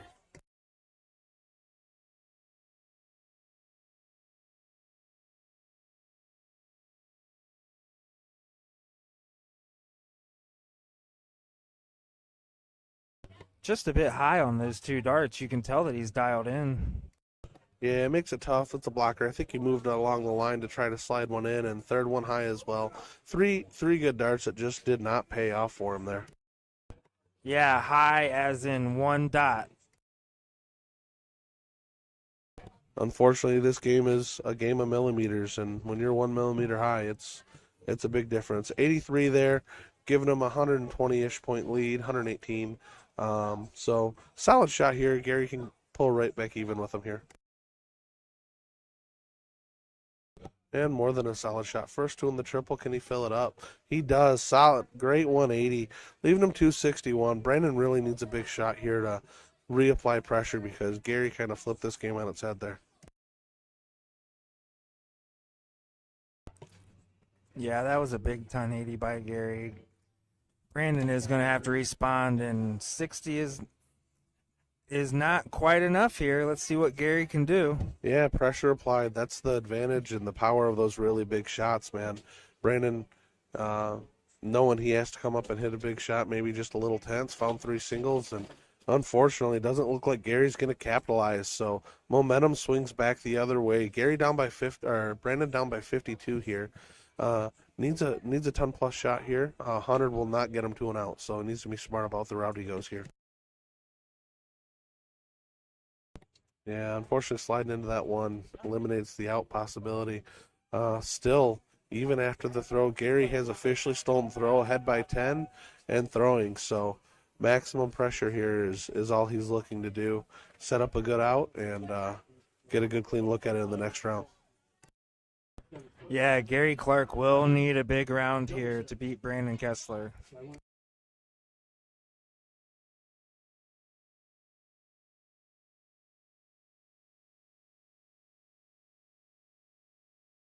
Yeah, job done there. You'd like a little more, but 99's acceptable. You got a 109-point lead. Brandon does not have an outshot. You know you're coming back for 3. Depending on how much pressure he puts on, we'll see what happens here.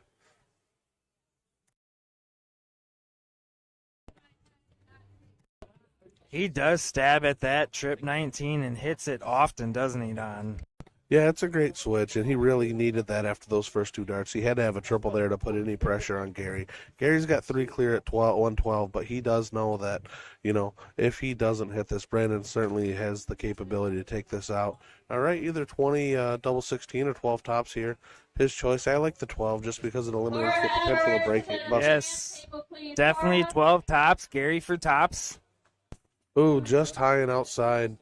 Brandon now knows first start's going to be going with 19, but he's got to hit it. He's got to hit it or else he's going to be down 2-0.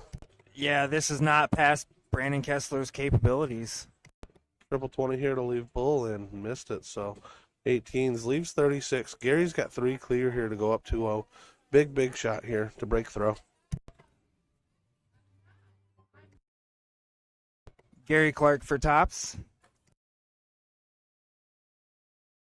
Double 10 for the win. This is a testy one here. You don't want to go inside. Big shot. And he hits it.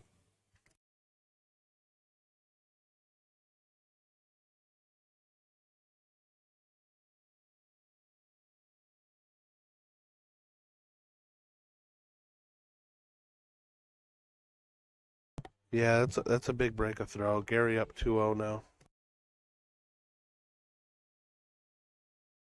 Yeah, Brandon definitely under the pressure right now. He knows he needs to take this one, and he's going to have to break throw again to get this to a final game. Yeah, I really like Gary. I really feel like he's proven himself, and he deserves to be here, and he deserves to face Jeremiah again. Not counting Brandon Kessler out by any means, but we all see what Gary's doing. Yeah, Gary's throwing great. More importantly, he hasn't missed an outshot, and that's really what it comes down to with these guys. They're so close talent-wise that it really does come down to checking out. Sometimes you get a big lead, but typically it comes right down to the wire.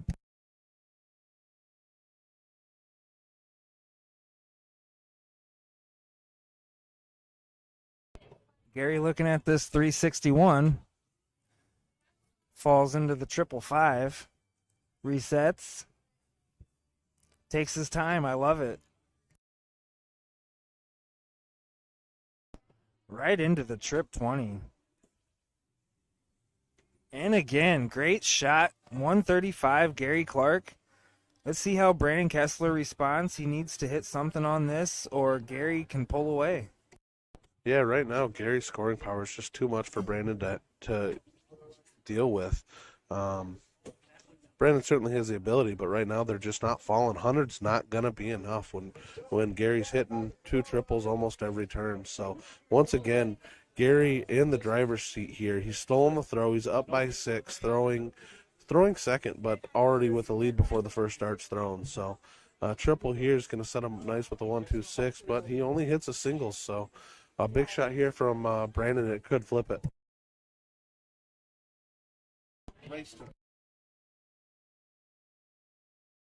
Yeah, this match only erased to 3, so Brandon knows if he doesn't take this one and break the throw on the next one, this match is going to be over for him. So Pressure's starting to pile on here. I like Gary more and more as the match goes. I am just really impressed with Gary right now. He is taking his time. He has had a slack round as soon as I say that. And let's see how Brandon does on this 172.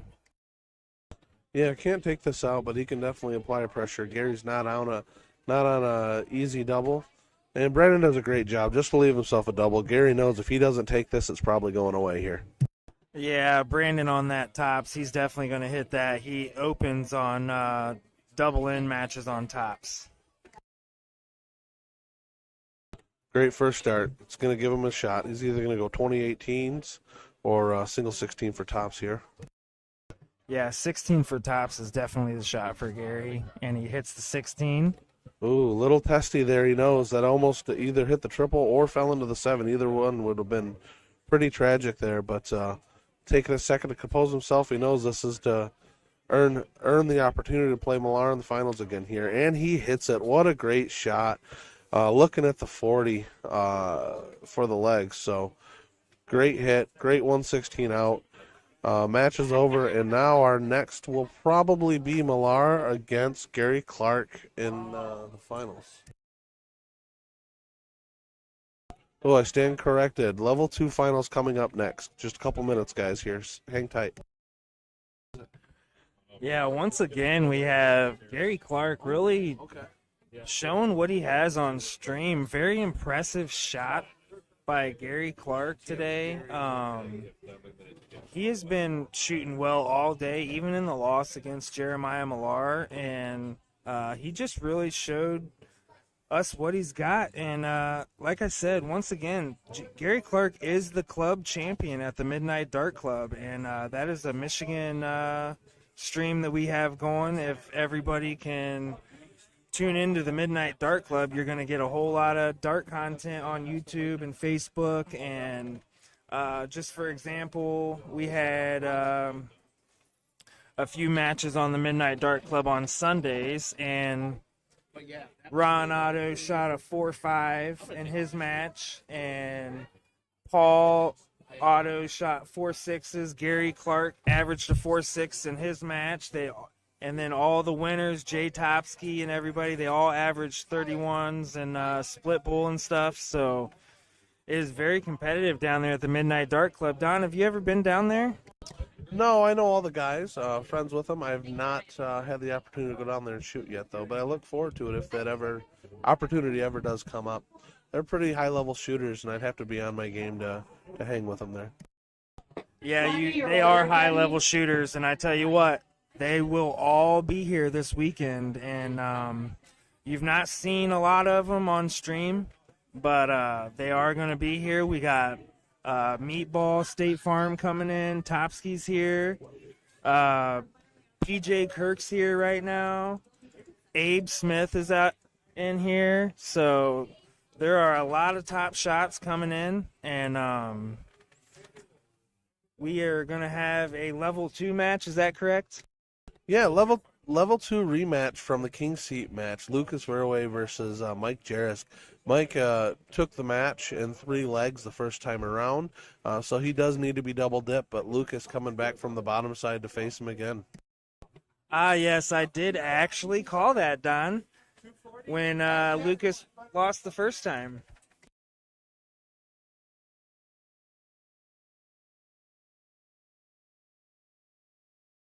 Yeah, Lucas just walked by saying, "I'm back," so I'm assuming these guys are not going to take long to get started here. This is a level 2 match here. It's going to be open in, open out, full bull, so the whole bullseye is going to be 50 points in 01. It'll be 501 cricket choice, and I am definitely going to be assuming Jeris is going to do this because I'm biased and I play for Jeris. Yeah, I like Mike. I like both the guys, and they know each other and like each other pretty well. So regardless of the quality of the darts, this will be a fun match to watch. Lots of firework, lots of camaraderie, and a little bit of gamesmanship, I'm sure. So should be a fun one, guys. Hang tight. Yeah, Jeris runs a GCC league, Goodrich Country Club leagues, which is where I play out of, and he does a great job. He also DJs the league nights. To tell you the truth, it's all ludicrous, and it's like 2002 all over again every league night.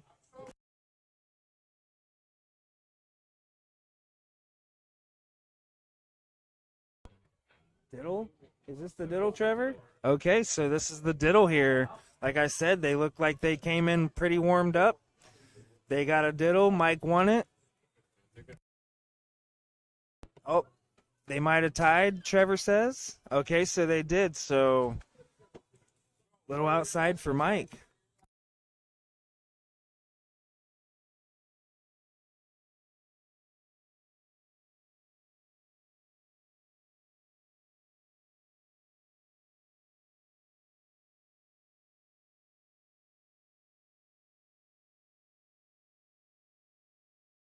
All right, so we got Lucas Verway and Mike Jeris, level 2 here at the 2024 Regional Dart Tournament here in Waterford, Michigan. We're at Century Bowl. We do appreciate you all tuning in here.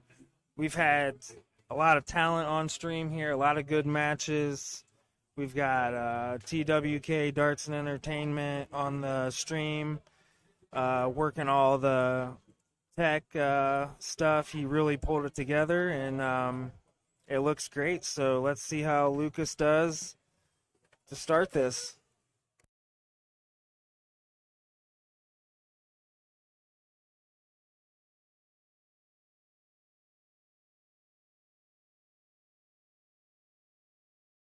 Starts off with a single bowl. Let's see if Mike can hit a low ton or higher.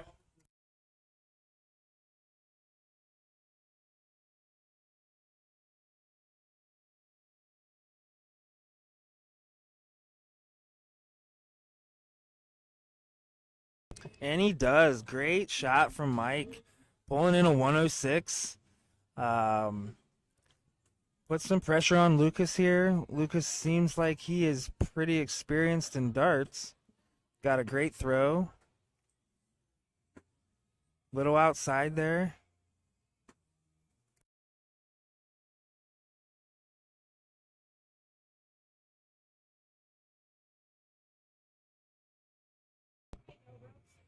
So I expect a big round from Mike here.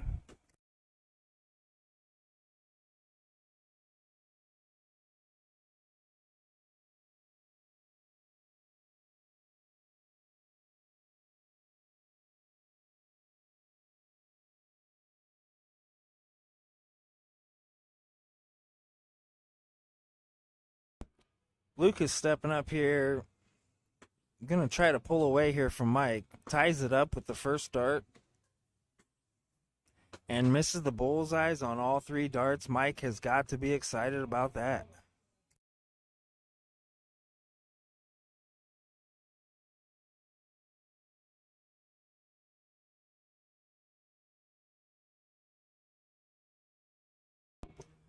Great shot from Mike. First dart, double bull. Just a bit outside into the 10 and into the 4.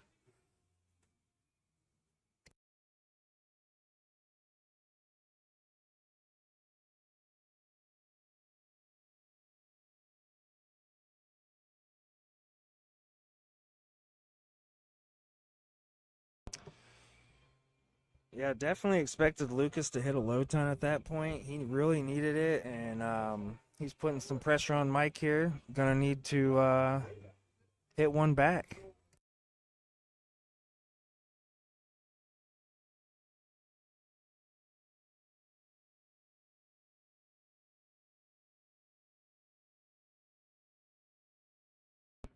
.118 from Mike. Looking good. Strokes looking good. Both these players seem to definitely be warmed up as they showed as they came over and started immediately. And Lucas with the hat trick. So they have definitely not been sitting there stale, which is a big lesson for a lot of us.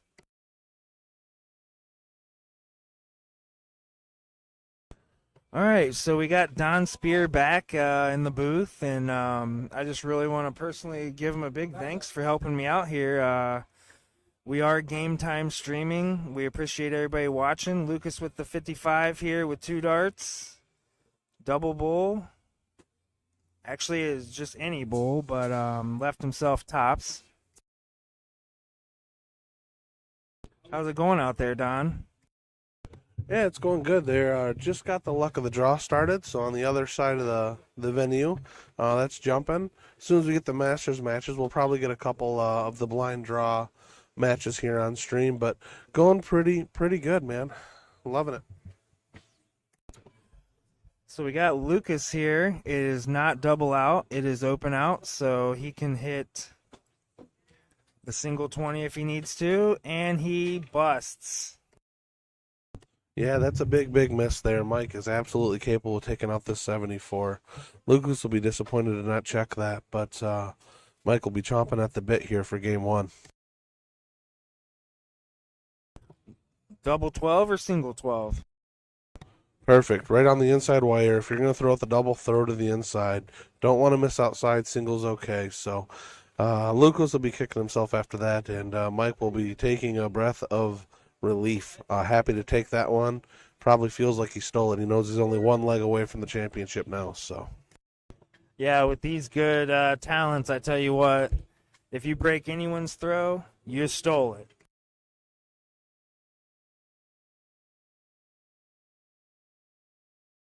solid start from Lucas. He'll be happy with a 101. Mike will at least want to match it and see if he can hit a hat trick here.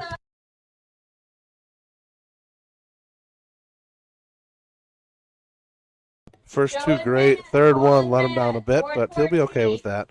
104, solid start. Good answer to the 101.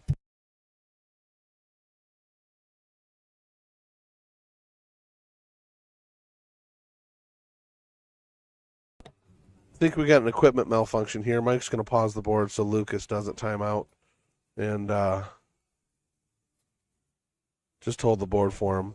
I think he's got a broken tip or something, so he's taking care of that right now. Short delay here. We'll be right back at it.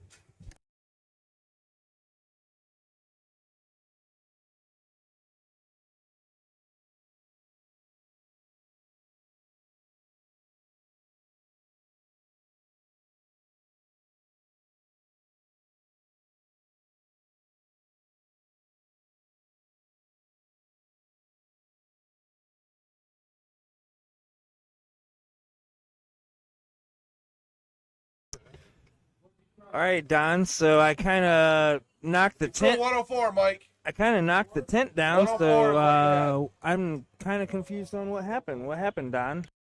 So I think he had a broken tip, but there's a timer on the board. So Mike tried to pause the board and inadvertently backed out his shots. So he just had to go in there and manually put his score in. So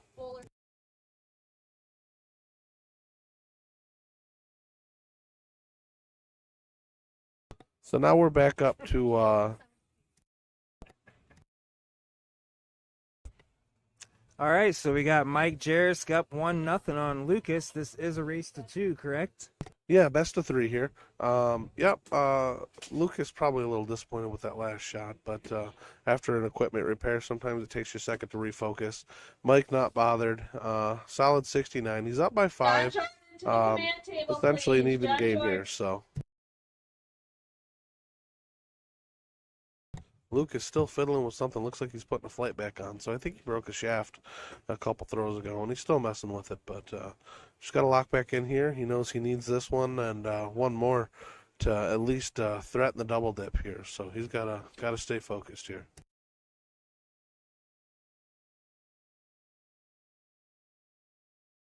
Three wayward. He won't be happy with that. Mike knows this is his chance. One big shot here can flip this game around, and he's got could have the championship in the palm of his hand here.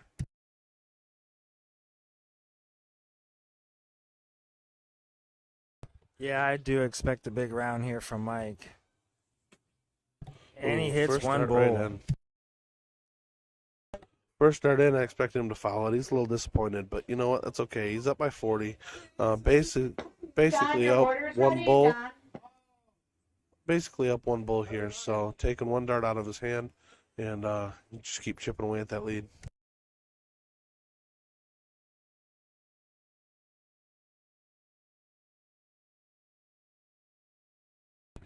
Lucas with the big low ton.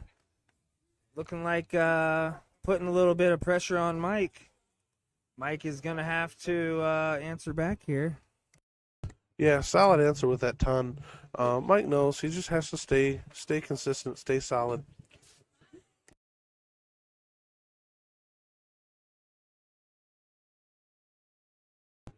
Just outside for Mike on that one.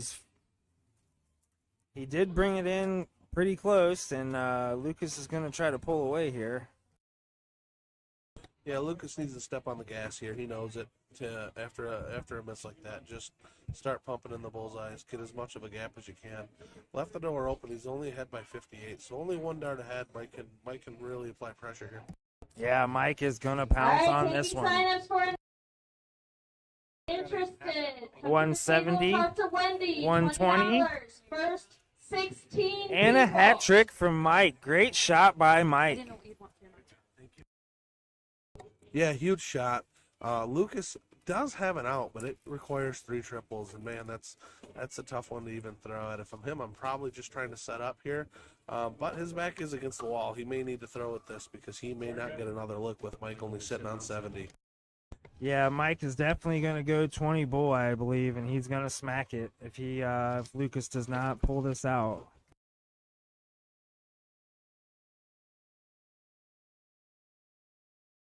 Lucas leaving a 120 is not looking good in that situation here. Yeah, there's blood in the water and the sharks are circling. Mike is eyeing up the 70. He knows this is what he needs to take home the hardware, so it's locking right in. First start 20. It's going right at the bullseye here. And he hits it. What a great shot. Good champion. Nice match.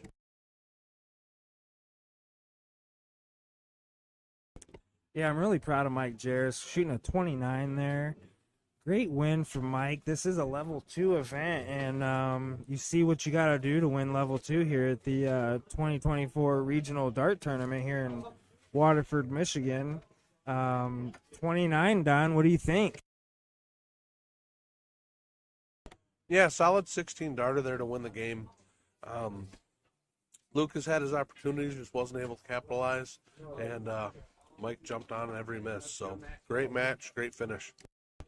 Yeah, you know, watching Mike shoot well is not surprising to me, as I do play leagues with Mike, and he beats me frequently. So good job to Mike, and you know, single events are not easy to win here in Michigan. There are a lot of good shots. You're seeing a 29 there for level 2. That The is front counter open can in, run open out, open ATM bull. if you guys need and, cash. Go to the front counter. Once again, we just appreciate you guys watching the stream. I see Gary warming up right now, so there is going to be some heat thrown. Yeah, big finals Masters match. Gary Clark rematch again against Jeremiah Malar, coming back from the losers bracket, just like we had in level 2 here. Malar is sitting king seat. He's going to need to be double dipped. That's a tough ask for anyone in the country. It's a great shot, very consistent, but Gary's going to test himself here. Race to 4, and it will be 2 sets of race to 4 if needed. So, yeah, going to be starting here shortly.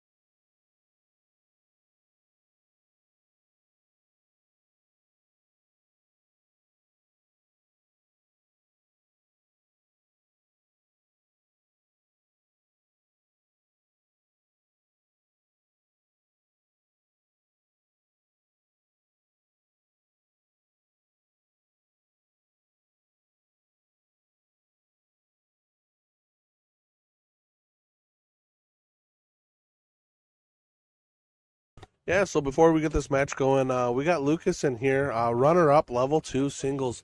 I saw Jackson in the chat, so I thought I'd bring him in to get his thoughts on the match and see how he's doing today.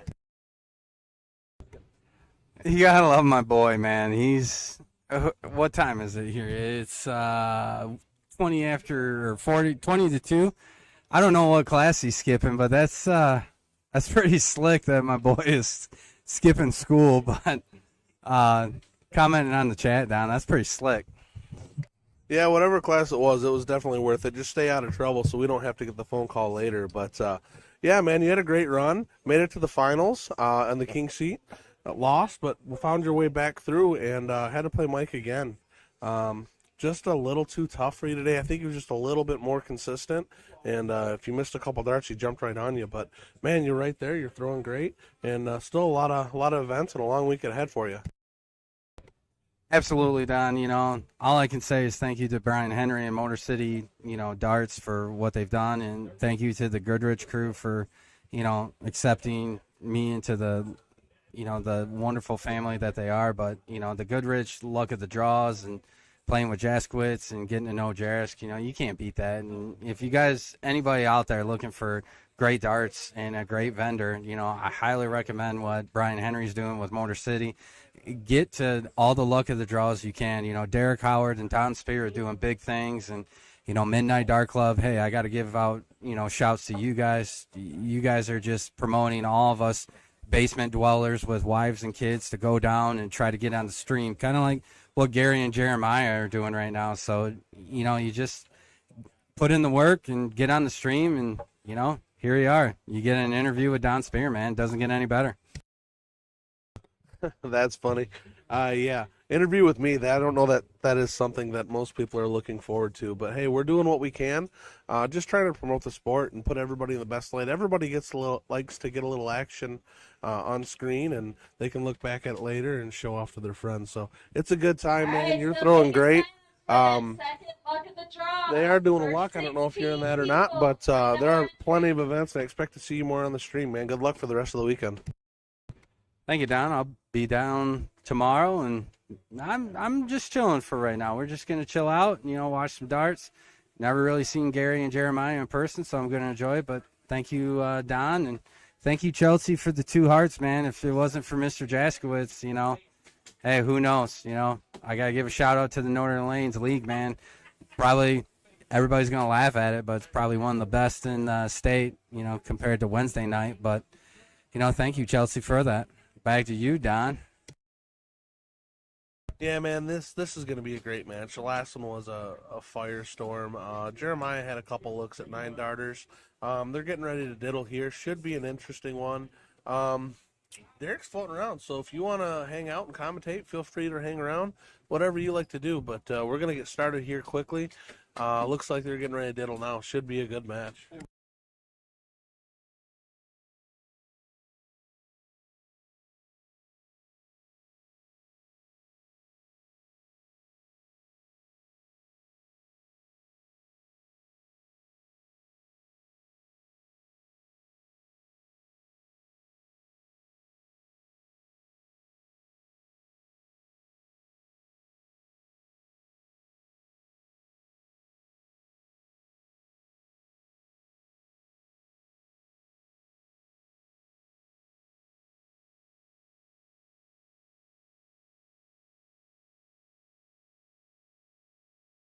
I didn't play the luck, so I could comment. All right, so here we are. We are in Waterford, Michigan at Century Bowl at the 2024 Regional Dart Tournament. This is the finals for the Masters. It is open and split bull double out. Jeremiah Malar is in the king seat, and it's a race to 4, I believe, Don.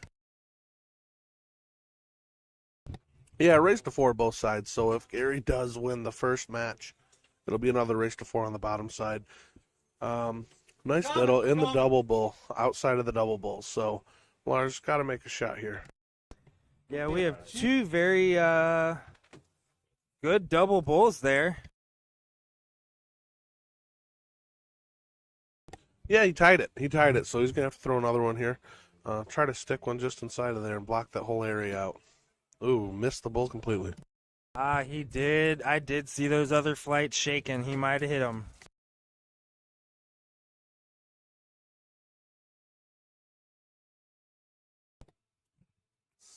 Another single bull. Nice solid shot.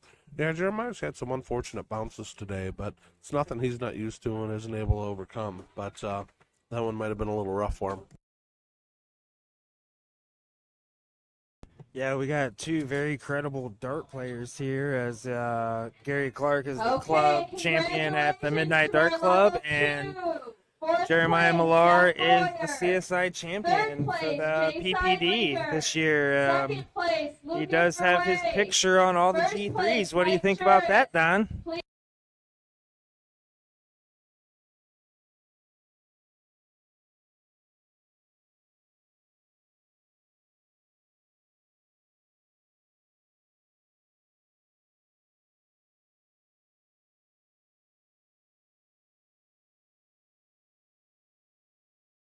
Yeah, sorry, just waiting for the announcements to end there so we didn't blow your guys' ears out.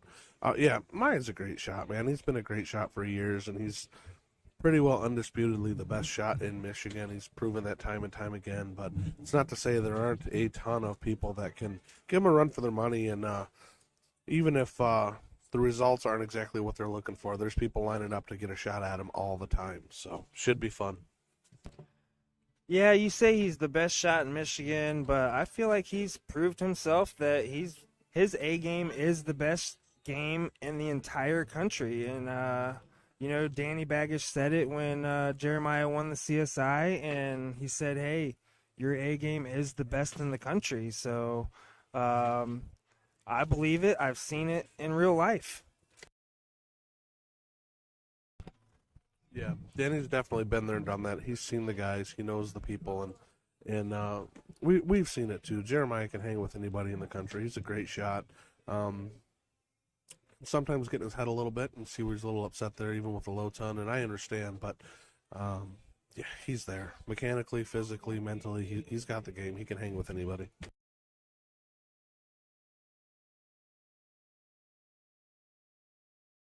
Yeah, Gary is not backing down. He does not care at all. And 257 to 316. Let's see if Malar can break Gary's throw here.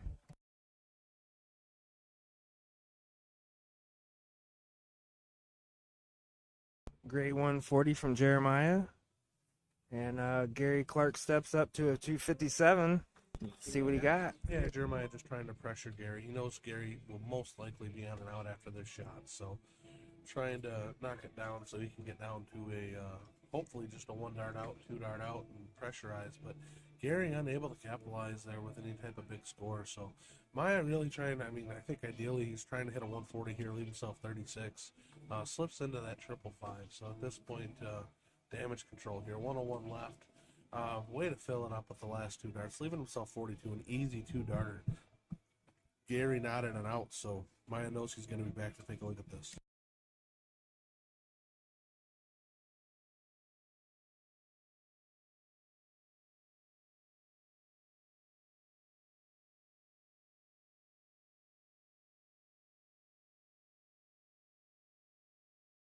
Jeremiah on the 41 here. 9 for double 16, and he hits it.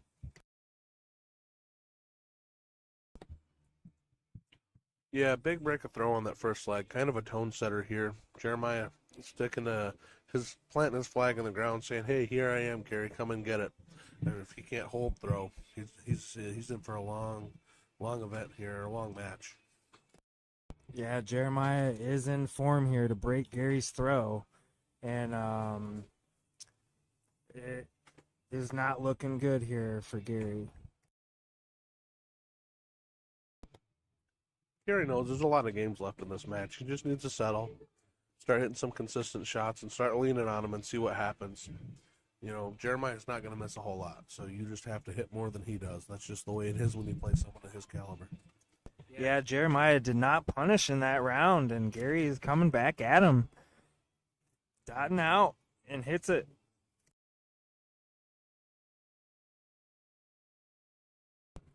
Great job, Gary Clark, coming back with that low ton. Let's see what Jeremiah's got. 100 from each player in the last round, so Jeremiah knows what he needs to do. He needs to fill this up. Just apply pressure. Keep leaning on him. Great 180. Big shot. Leaving 221. Should have 6 darts for 221, which for a player his caliber is definitely doable. Yeah, like I said, Jeremiah does look like he is in form to break Gary's throw. And that's really good form. Gary is just a bit outside on the 180. Good 135 there for Gary Clark. Yeah, that was a well-thrown dart. I think he just got a bit unlucky hitting the flight and skipping out into that 555. But Jeremiah certainly had enough of those in this event already. So nice 140, leaving himself 81. Gonna have at least 3, possibly 6 from here, and curtain may be closed on Gary if you can't find some form here. Gonna need a big dart here. And he hits a big dart. Great shot by Gary Clark. Making it a game here, putting some pressure on that 81. Yeah, Jeremiah attempting to break the throw, but Gary Clark coming in, tapping on his shoulder, saying, "Hey, bud, I'm still here. So you need to hit this or else you may not have it." And Jeremiah not phased. Simple 2-dart out. Tic-tac-toe, man. Pretty simple. 45.55 average. I think that's another 11-darter. So, yeah, if you're not throwing 12s against Jeremiah, you're going to have a long day ahead of you. Yeah, and just to put that in perspective, Gary just shot a 33. So, that is master level shooting, and Jeremiah just showed how advanced he is, isn't he, Don? Yeah, to put that in perspective, I mean, yeah, Gary threw a 33, which you hold that average, it's a 15-dart game. Jeremiah just threw a 45. So nearly 50% higher average, which is just, they're crazy numbers. But All right, when you're Pete, playing at Peggy's this level, looking if to you get want to another win look at this, the this is draw. what He's you're still going to got have to do. spots 'Cause open. this guy's here, he's not going anywhere for a while, so buckle up. And this is a good chance for Gary to pull away from Jeremiah. Yeah, I mean, Jeremiah's not going to throw much under 100 very often, so with him only opening with 100, you need to jump on this because it's about as good of a shot as you're going to get.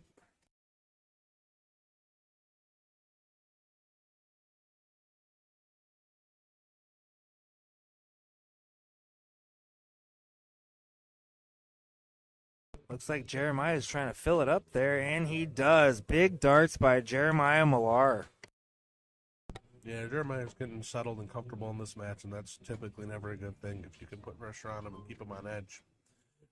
It does nothing but benefit you, but once he settles in, man, look out. You better start throwing maxes because he's going to throw them right behind you.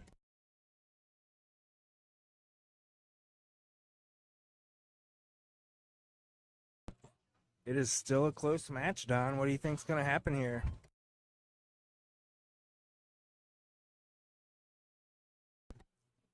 Yeah, it's relatively close, but Jeremiah's just not missing. He's trying to break the throw for the 3rd straight leg. And he's going to have 3 darts at 100. I mean, he hasn't hit much under 100 yet, so.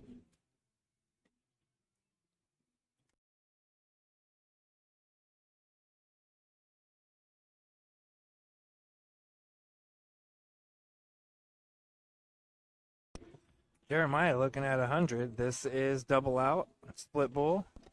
Yeah, pretty straightforward for him. First dart right in the center. Look at that, 2 center darts just punching holes here. So he's 1 leg away, and man, he looks tough to beat. Another 45.55 average, which I believe is an 11-darter. And he's throwing second, so Gary's got shots, but he's got to be out in 12 or else he's going to be in trouble. Yeah, 3-0 Jeremiah Malar. This is a race to 4, and Gary's starting off good here.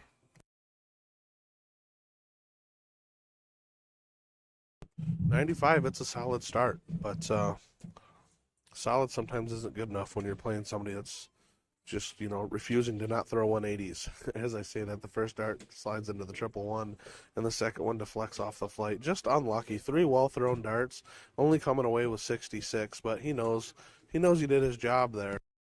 As far as mechanically, he did what he was supposed to do. Just got a bit unlucky. He'll center himself and come back at the next round. In the meantime, Gary knows, man, with only a 66, you got to jump on this. And he does with a big 140.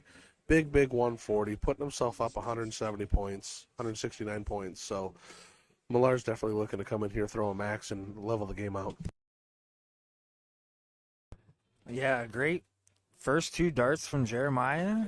And he hits a 140 there. And Melissa Beach, if you're in the center, you know what? please come to the It's command not going to table. phase Gary at Melissa all. Beach. And Gary's proved that. Yeah, Gary right back into the triple, looking good here, just off the top wire. He knows he needed that. He's really trying to set up a good out. And that one just a little unfortunate. If that's in there, that kind of changes his routes here. But he's going to try to stay there. Switch to the 16. Leaves himself an out for sure. Don, what do you think about that shot? I mean, it was a two-way shot. He shot at the 16 because the single would have left him an okay out. But Jeremiah leaving himself 155. They're both tough asks. And Gary might think he'll have another shot if he doesn't take this. But, man, you can never count Malar out pretty much on any out. So Gary needs to jump on this. Yeah, do you think he's going to go trip 20 here? I like trip 18 here, but there are a couple different ways to go. Trip 16 was also another option. I like the 18 better because if you hit the single, it just leaves 60. You can go single to a double. And the way he went, he needed to catch a multiple of something to leave himself on a double. Double 13 is not ideal, but with it being soft tip, the segments are so much bigger. A lot of times it's kind of irrelevant. You don't miss too many of them. And Malar with another slack round, only hitting 66. Left himself an achievable 89, but Gary sitting on 26 is expecting to take this out 9 times out of 10 here, and he does with his first dart. So now Gary's got one, but Jeremiah with the throw, he's going to have to break throw twice, and then they're going to diddle. So for Gary to have a chance at winning this match, he's going to have to break Malar's throw 2 times. And with Malar throwing the 12s the way he is, Gary needs to pull something special out here. Yeah, I believe that I saw 2 34s. Is that what that was? I believe that's what I did see. They both threw a 34, so Malar is most likely going to throw another 45 this round, I assume, and real good first 2 darts. And he fills it up. Big dart from Jeremiah Malar. One thing that gets to Maya sometimes is I think he almost gets bored playing the game. And unfortunately, because you're so good, it's a blessing and a curse. But right now, I know the only thing he's thinking about, absolutely the only thing, is he wants a 9-dart game. And this is maybe his last opportunity in the singles event to do it. That's the only thing he's thinking about right now. Jeremiah Malar with the first dart, trip 20, second dart, trip 20. And falls into the You one. can see how upset he is off missing that third one. Still a great shot, but it wasn't even about the game at this point. He just wanted a 9-darter, and he'll be a bit disappointed, but he'll have to console himself if he takes this title and takes the money home. I think he'll be okay, but he still definitely does want that 9-dart.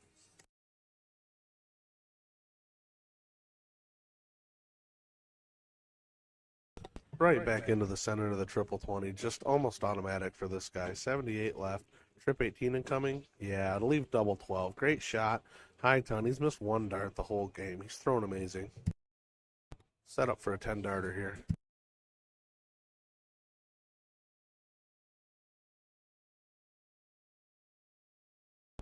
Great 2 darts from Gary Clark. Fills 19 up. Great shot from Gary Clark, the 171. I tell you what, Gary has nothing to really be disappointed about if Jeremiah hits this double 12. And he does hit the double 12 for the win.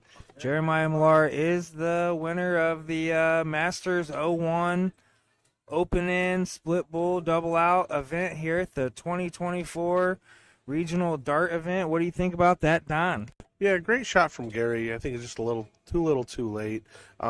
Jeremiah, that's the 3rd or 4th game that we've seen that he's only missed 1 dart in the whole game, including the out. He was just on fire all day today.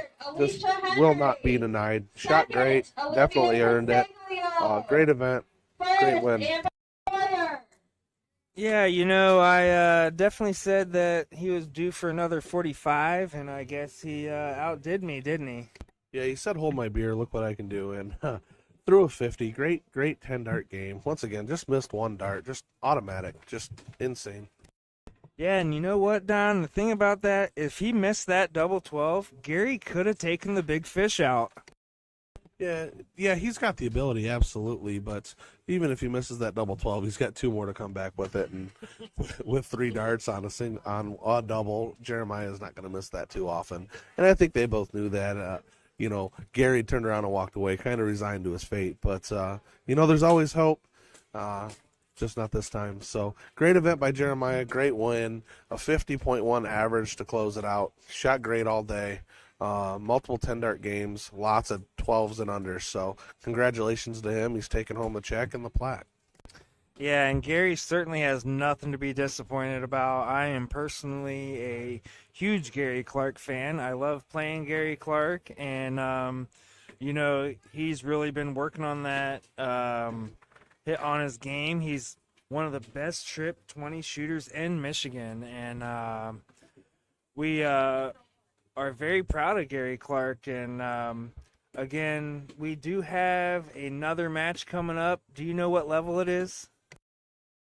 Yeah, this is the level 1 finals. It's Wayne and I'm not sure who Wayne's playing, but I know it's Wayne. Oh, Wayne and Todd Hay. So Todd coming from the bottom side.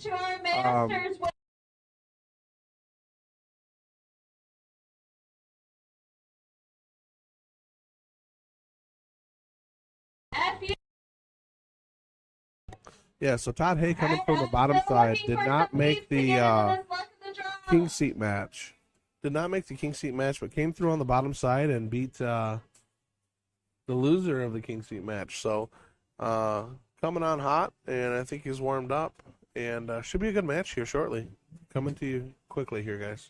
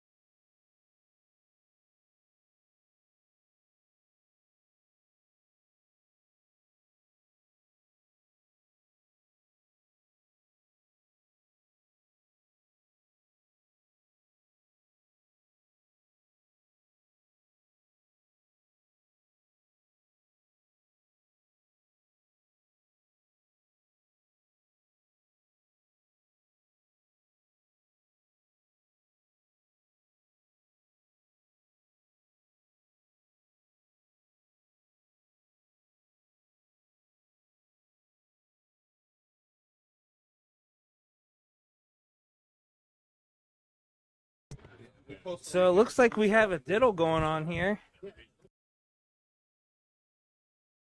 Wayne just into the 15, so Todd to start here. 501 cricket choice. This is a level 1 event, right, Trevor? This is level 1 finals. Yep, this is a level 1 finals here. We got Todd Hay and Wayne Grant.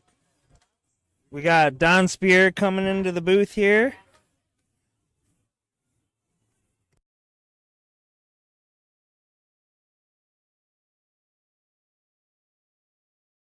So, these look like two veterans of the game. What do you know about them, Don? Yeah, I played Wayne actually earlier today. He threw great against me. I played Todd at States. Actually, I did get him in States, but it's a really good shot too. They've been around playing for a long time. Should be a fun one. These guys have been around the block. They know what's going on. So.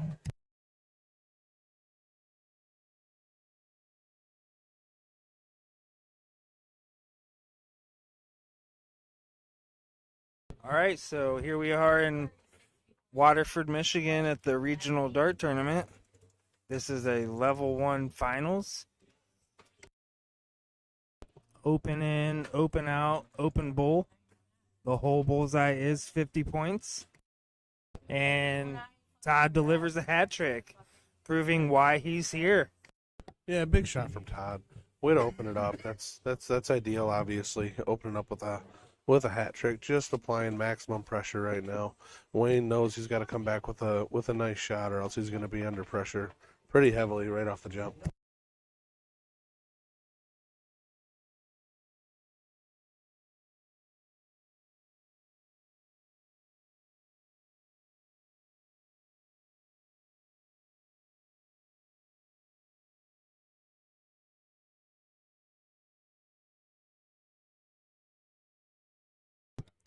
Way to find the third one. Won't be super happy with the 68, but knowing he's already got a bit of a lead, he'll be okay with this. Just keep plugging away.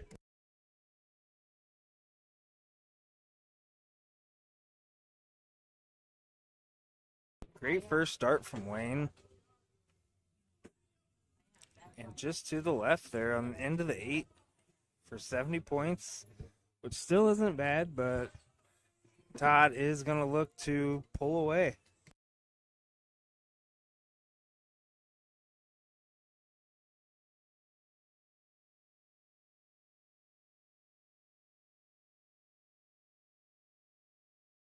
Yeah, solid 2. Nice low ton from Todd. Just plugging away. He's up by 140. He knows where he's at. Perfect shot from Wayne. Still only puts him up by 10 points. And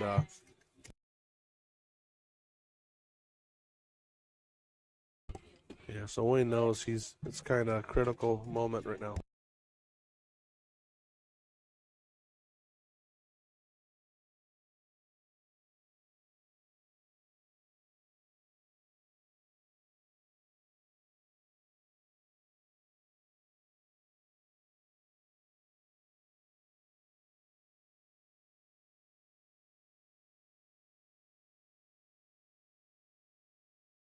Yeah, so we've been graced with the appearance of Jeremiah Malar. He's able to sit in for a minute after that big win in Masters.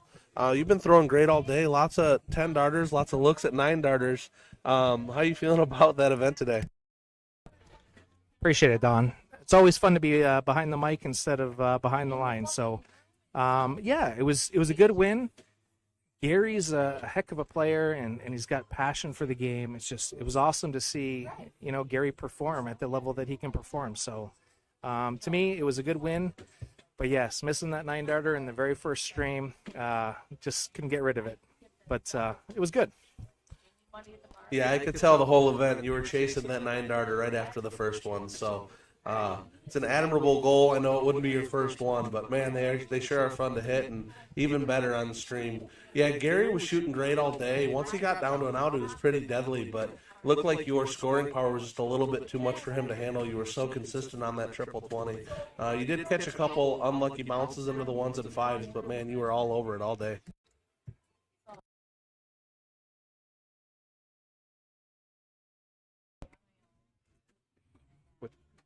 Yeah, I can't complain. I mean, I was happy with the gripping of the darts. You know, sometimes you get unfavorable kisses, but as long as you're tight on the wire, you know that you're throwing a good dart. So, pretty happy with the darts all day. Happy to get the win. But let's talk about this match here. Wayne Grant's got 82.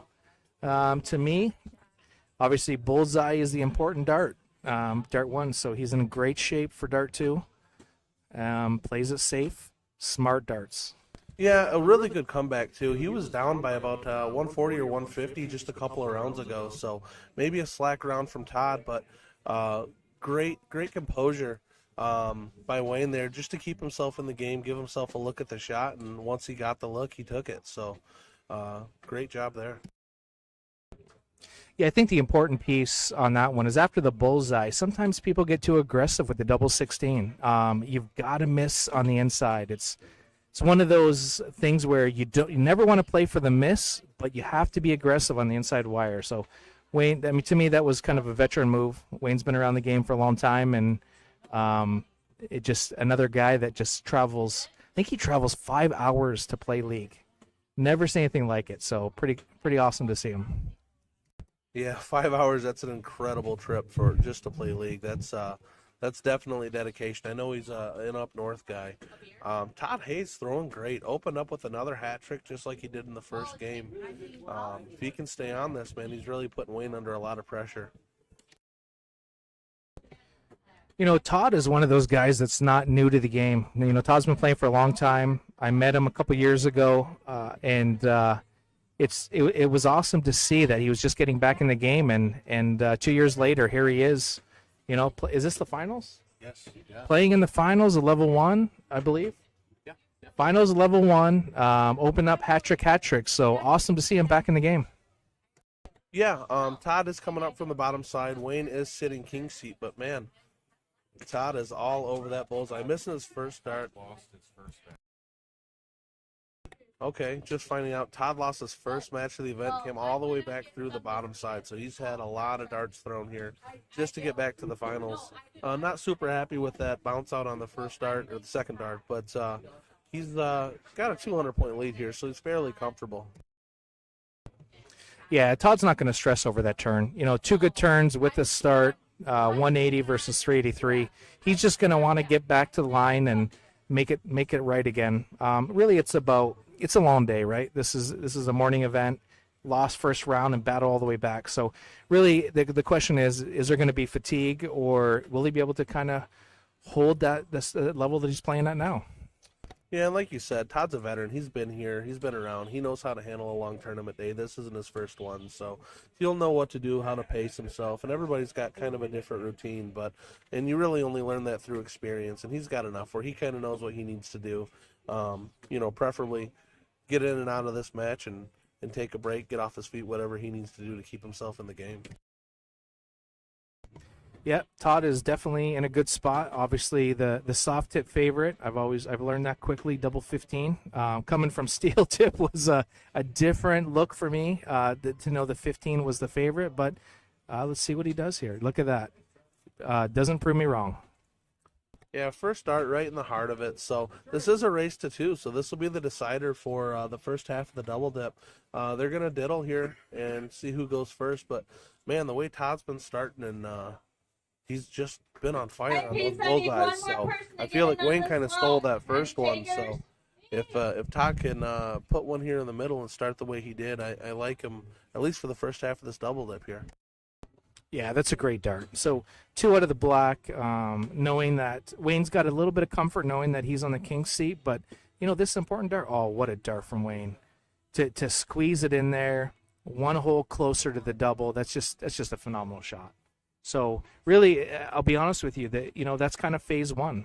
Phase 2 is how do we open on both sides? So I think the next 3 darts from each are really going to tell the tale for this game.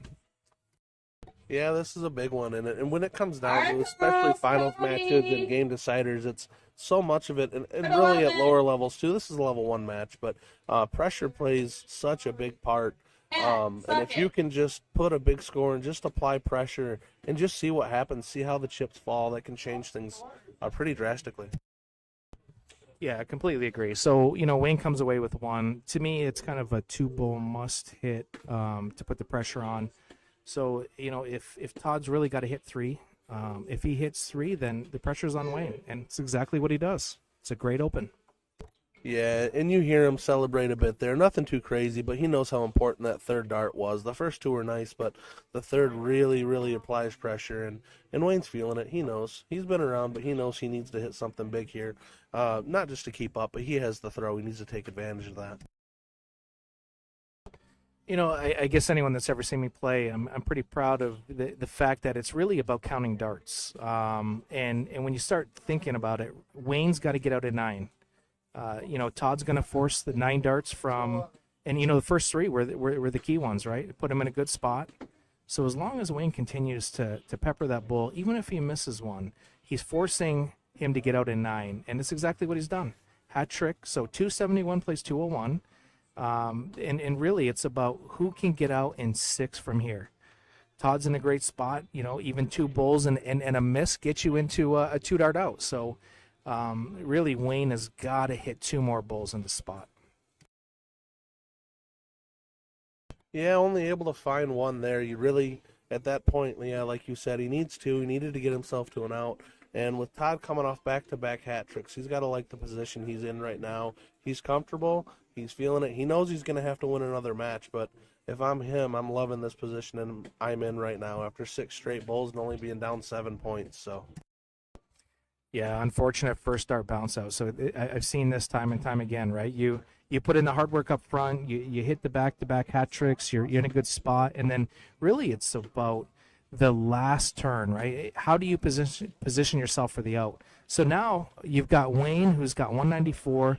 2 bullseyes for Wayne really puts the pressure on Todd. Todd's under a lot more pressure than he needed to be, given the position. But unfortunately, Wayne just 0 bullseyes, kind of begs for a decider, begs for a double dip scenario. yeah, Todd's got to love seeing that. He knows he's got 3. He may have 6, but the way he's hitting bulls, I think he's expecting to get at least 1 shot at a closing dart here. So, yeah, first dart right in the middle, looking good. Oh, what an unfortunate bounce out to leave 57 and takes advantage of it. So, one thing I did like there about Todd, that's a veteran. Hits the bullseye, gets a bounce out, was unfavorable, but ended up being favorable. Didn't think about it, just took it in stride and hit that trip 19 for the win. So, again, a veteran move from Todd, and it was a good it was a good finish. So now it looks like we're going to a deciding set. So exactly the spot that Todd wanted to be in with the momentum, and I'll be curious to see what happens here. Wayne's got to recompose himself. It sucks when you lose your first match, but at the end of the day, Wayne just has to recognize that the match is that game is over, but the match is not over. Yeah, and to piggyback on what you said about that veteran move, yeah, the second dart did miss the bullseye. That was the intended target, but 2 things happened there. One, he knows his math. He knows he's on 57. He just needs a dart, and he's so comfortable with it that he didn't break his pace or his tempo. He stayed right in rhythm and didn't have to think too much, just saw the target, hit it, and that's a big part of hitting those big out shots, especially under pressure. When you know your math and you're able to stay composed even with the missed dart, just kind of keep your head in the game and stay in rhythm and hit your shot. That's a good point. There's 2 different type of players. You've got a player that is more methodical, like Gary Clark. You notice when he has a big moment, he'll throw. I think it was the 160 he had against me. He hit the triple 20, hit the second triple 20, and then stepped back. He recognized for himself that he needed to take a deep breath, get the heart rate under control, and unfortunately for him, I think he hit the double 5 1 hole from the double 20, but it was a great dart. But that's the Gary Clark, right? That's the guy that needs to take back and compose himself. Obviously, a different scenario for Todd. Todd is more of a rhythm player, and that's exactly what he did, right? He didn't break rhythm. You could almost count the seconds to the board with each dart hit, and he missed, just like you said, Don. He was good with his math, and that favored him there to stay in rhythm, and we've seen the result. Yeah, there are definitely times in a match when you need to think, but when you're in the middle of throwing, the less thinking you can do, I think it definitely benefits you. And just knowing, even just basic outs, benefits you so much because when you see the number, you just know what you need to hit. You don't have to stop and think about it, and you stay in the moment, and you don't pull yourself out of it. And I feel like it really makes a difference if you're that type of player. Yeah, there's I think self-recognition as a dart player, you have to understand, what type of player you are, whether you're a rhythm player or not. But at the end of the day, if I guess I'll speak for myself. There's always a different focal point in every tournament. Things that you focus on, and you got to focus on those things that are going to keep you in the match, in the momentum. Today for me, it was more so about tempo.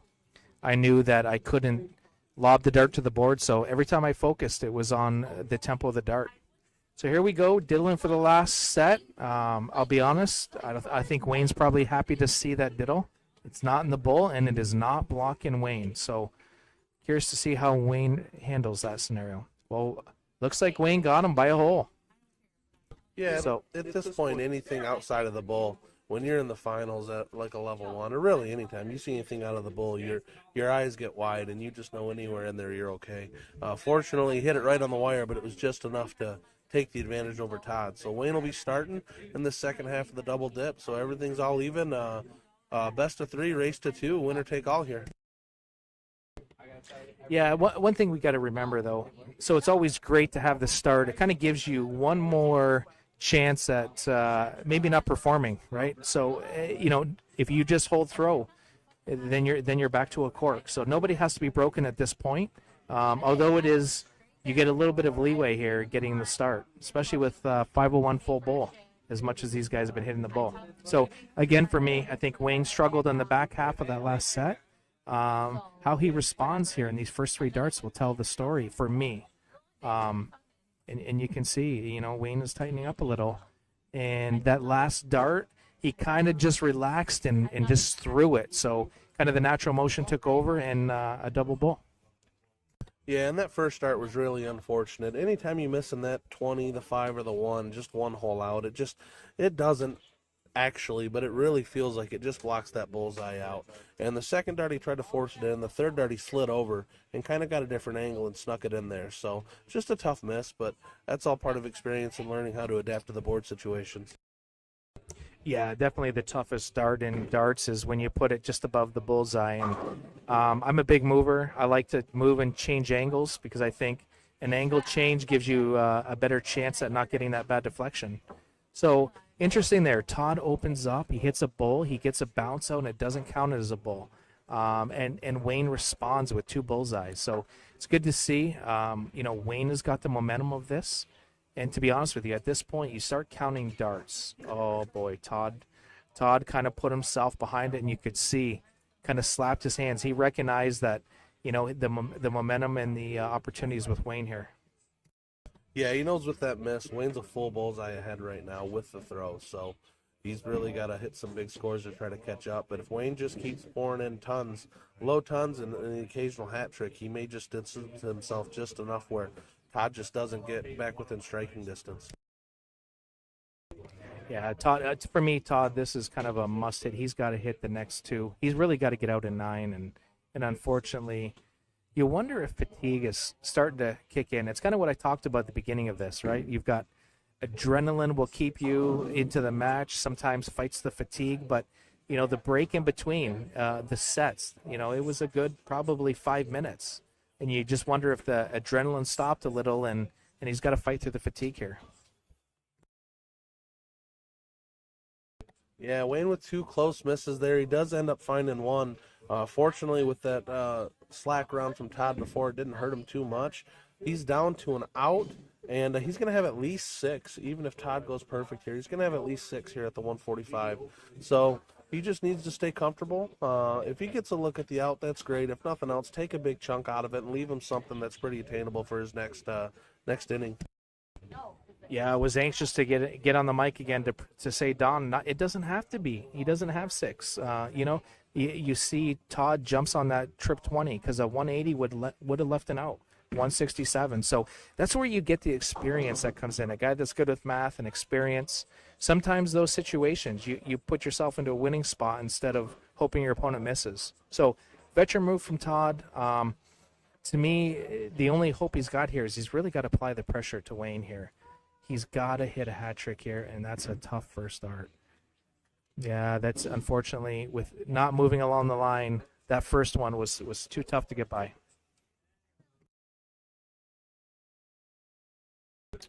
Yeah, this 85 is definitely doable. Man, in soft tip with this full bull, I just hate leaving myself with the 5 as that second digit. Sometimes it's just so awkward to try to square up.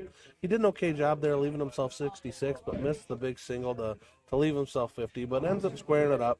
He'll have 3 darts at this 50 here after Todd throws. All Todd can really do here is just try to pour in as many points and put the maximum amount of pressure on that he can. Almost get the feeling that Todd's kind of resigned this leg and saying, okay, well, I'm going to throw first next leg, and we'll refocus there. Yeah, I agree. Body language is a big thing, and I guess I'm a pretty good student of the game. So great shot from Wayne. Wayne recognized that, a bullseye, a fat bull for the first leg, and now honestly the pressure's on Todd. The question is, can Todd compose himself and get back into the form that he was in the first set? So first 3 darts is to me, again, and I hate to say it again, but this is really going to set the tempo for Todd and his confidence. Yeah, this will be a big indicator on how this leg's going to go. If he gets a couple in there, he's going to have some confidence rolling. Maybe a little bit of pressure back on Wayne, but only a 78. Wayne's going to love to see that, especially with the way Todd was throwing in that first set. So Wayne's going to try to take this opportunity, jump on this, and really start applying pressure. Look at that first dart from Wayne. I mean, that one, he's kind of snapped the dart just above the double bull. It tells me Wayne's feeling comfortable. He's walking with confidence. And then you see the complete opposite from Todd, right? Todd kind of feels, he almost looks tired. Definitely knows that he can perform at a much better level, but that's a promising first dart. Oh, that's just seems to be the story of the match for Todd. A great second dart, an unfavorable kiss, but stays with it and definitely, converts to give himself a shot at 6 darts, although he's going to have to be perfect with those 6. Yeah, Wayne just trying to take a chunk out here and just keep the pressure on. Great first 2 darts. See if he can follow it up. He does. Amazing. Really good clutch shot in a great moment. He knows if he can just lean on him here, hopefully a couple stray darts will give him a look at it and he can take it without having to go to a third leg. It's kind of funny. You watch him. Wayne came back from the line and is giving high fives. So he's feeling the momentum. He's feeling good. Snapping darts in, and then Todd, after the first dart was a double bull, then he just drops the other 2 low. So anytime a dart player late in the event is dropping darts low, it's usually one of 2 things. It's either you're tightening up and your release is late, or fatigue plays a role. Sometimes people don't eat, like myself, didn't eat before the first event, and you just hope that the adrenaline will keep you through. So Wayne puts himself in a spot here. He's got a 3 dart out, but to be honest with you, if Todd hits a hat trick here, I feel like he's got the momentum for this leg. So this next 3 darts will tell the match. Yeah, this leg definitely swings in the balance of these next 3 darts. If he hits this hat trick, yeah, absolutely. He's going to be sitting on 104. Wayne's going to need a pretty big out. It's attainable, but man, it sure would put a lot of pressure on him. First dart, a little high left. He does find it with the second one. Third dart, man, just a bad deflection. It was a well-thrown dart, just a little bit unlucky. So sitting at 188, Wayne's got 3. He's going to have 6. He's going to have 6 here at least, and I think he'll go for it if he has the opportunity. Oh, absolutely. There's no reason not to go for it. But really, the key for him was hitting 2 bulls, and just as I say that, 74 is not a bad spot. Bullseye leaves double 12. I think what you'll see if Wayne hits the bull, he's going to be conservative on that double 12. He's got to stay on the inside of the top of the bottom wire. And then the question is, you don't want to get a bad carom after that. Again, just a tough dart for Todd, but he does get the understacker. What a great shot. So Todd finally recognizes that he's put as much pressure as he can on Wayne. So it's up to Wayne to decide whether we're going to go to a cork or not. Yeah, and you see that deep breath from Wayne before walking up to the line. He's feeling it. He knows how important this shot is. It all comes down to this. He's a single and a bull away, and he misses the single. So I think you can directly attribute that to just how impactful that hat trick was from Todd to leave himself on 38. Yeah, missing the shot is one thing. What I did not like about Wayne's last start, he had 53 left. He should have composed himself and at least put a 3 in there to leave 50. He just whipped it at the board and left the 41. So really, when you're Todd, you're happy about the swing of momentum here, and yep, stays on the top side of that wire. Smart darts again. You got to be aggressive, but you cannot give the double away. So here we are. I think we're in for a cork again, are we?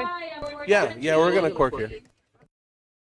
Yeah, and, to be fair, I think that's exactly what this match deserves. Both have had high points and low points. I think they're both kind of coming into their own now. I think Todd's come back up from that little low spot he had. He's starting to throw well, and Wayne's been pretty steady the whole way through, so this should be an entertaining third leg.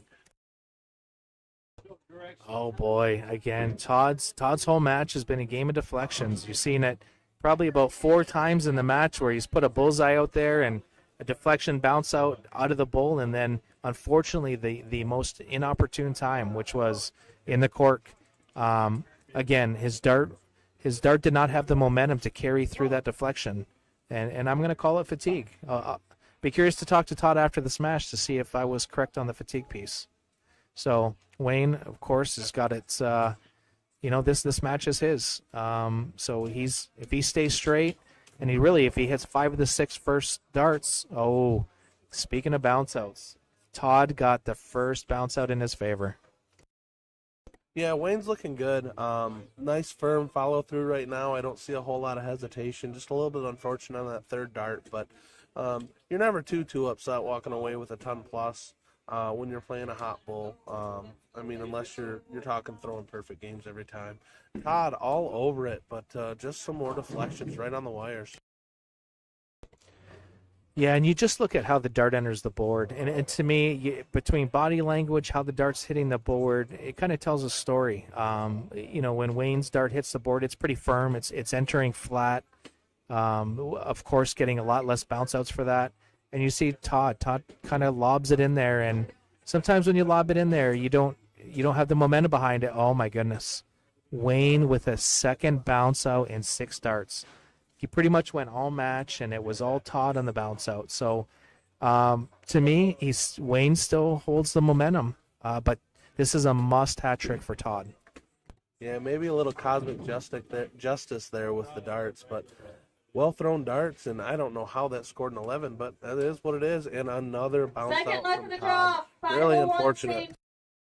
501 cricket choice. I think when they go back and watch this match and they start counting the bounce outs, it's just unfortunate. That one I don't even think hit the board. I think it hit the dead center of that first start that was in the bowl, and unfortunately that caromed into a single number. But this is kind of the business point of the match, right? You've got Wayne who just hit 0, Todd's at 340.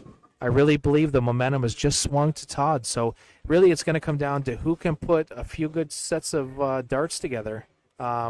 Really it's going to be the next 6 darts is going to determine the momentum. Yeah, they've both been given opportunities for big shots, and I think it's going to be the first one to hit that first big shot, give themselves a little bit of space, and also apply pressure to their opponent. If he's disappointed right now, I can see it. But man, I think it's more because there's so many blockers. If he can bury one more in there, he should be pretty happy. Man, just low and outside. And now, the momentum might have swung over to Wayne. If he can throw a big shot in here, it can really change the tone of this match. Yeah, it's almost a feel that I know they both want to win it, but you feel like they're both trying to give it away. It's no one's taken the momentum, and Wayne kind of got a reprieve. His misses are tighter, so that's a good sign for Wayne right there. Bull, double bull, 1 hole out. And Todd, his body language to me is just tells me he knows he's up against it, and you just look at how he approaches the board. To me, if he doesn't hit a hat trick here, this match is over. And there it is again, just unfortunate. Yeah, just 1 dart, 1 hole high, and really puts a tough spot for him.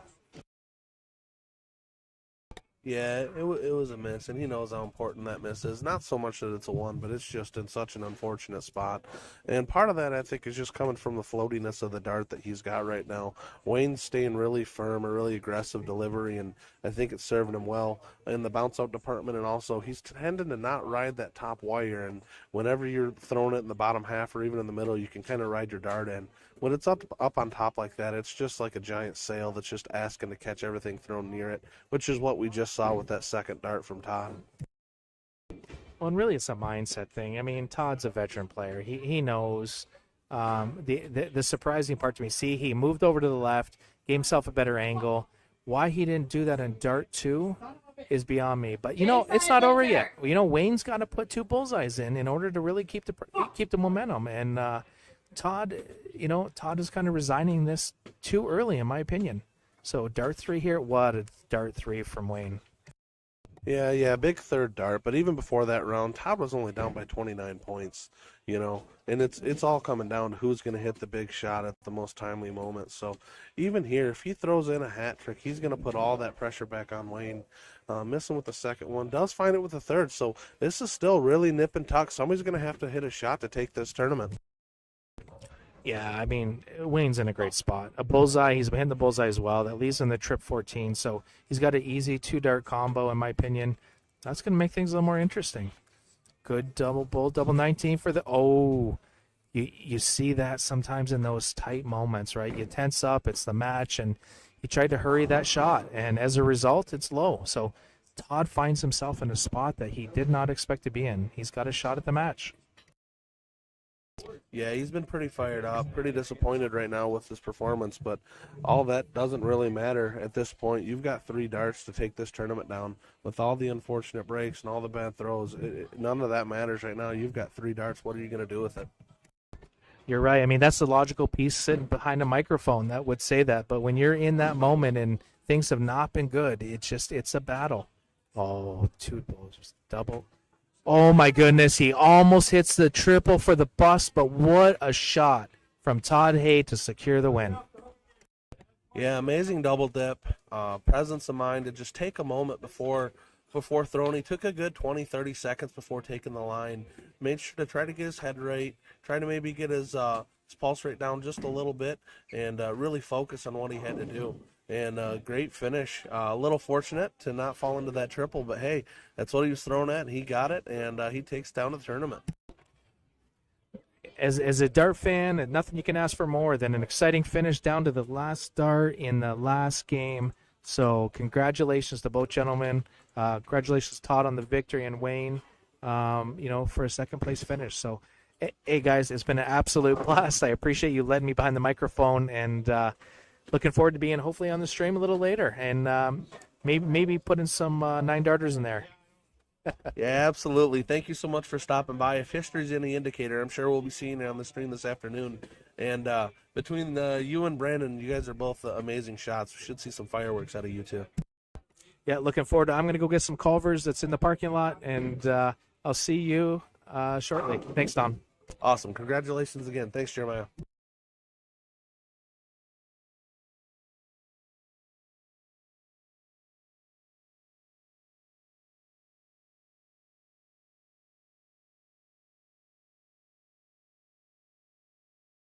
All right, guys, we're going to take about a 20-minute break from streams. No match for about 20 minutes. We're going to take a quick break, kind of stretch our legs and relax, and we'll be back 15, 20 minutes or so. So we'll see you soon.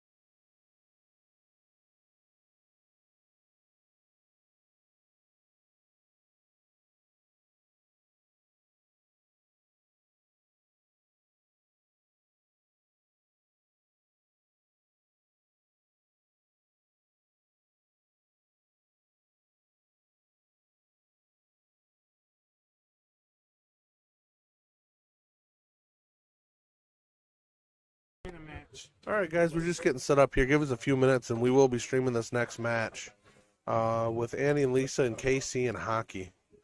Just a mid-round match, nothing too substantial, but we get something rolling on the stream here for you.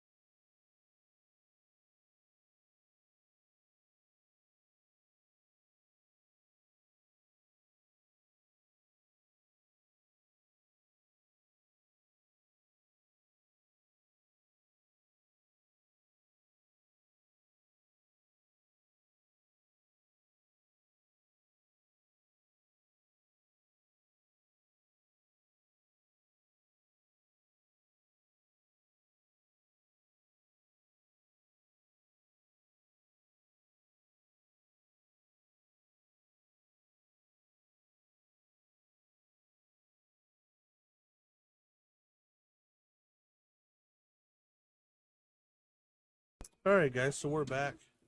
Andy with first shot of 106. Just kind of getting back into the groove with the blind draw here in between our scheduled events.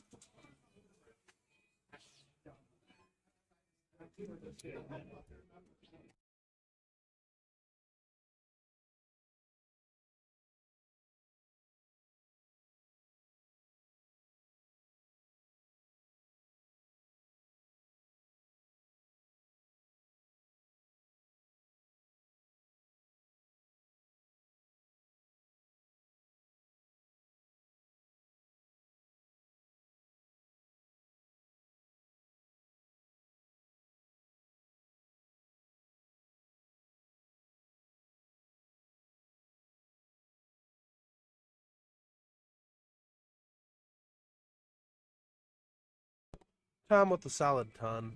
Yeah, taking control of this leg with that shot here. Andy's going to need to have a big shot here to kind of pull themselves back into it. Tom and KC throwing a nice 36 average right now.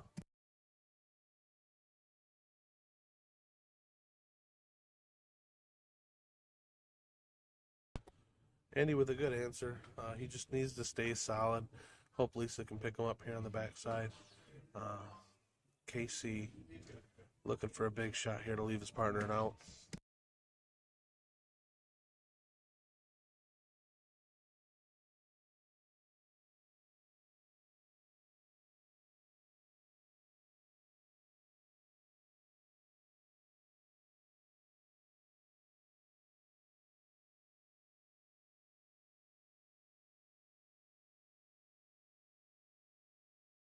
And back-to-back bounce outs on the bullseye. Two well-thrown darts, one from Lisa, one from Casey. And both of them bouncing, not registering a bull. Tough breaks.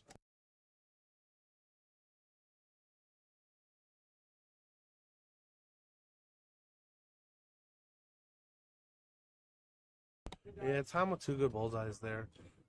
Really putting the pressure on Andy here. He doesn't have an outshot.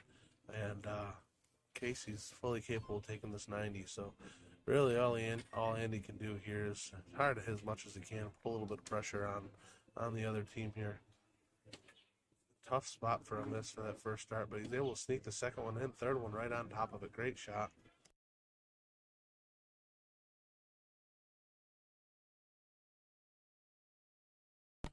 Yeah, winning the first leg here against throw would be big. You don't mind as much throwing second in cricket, but throwing second no one, you really need to jump on them and take advantage if you get the lead.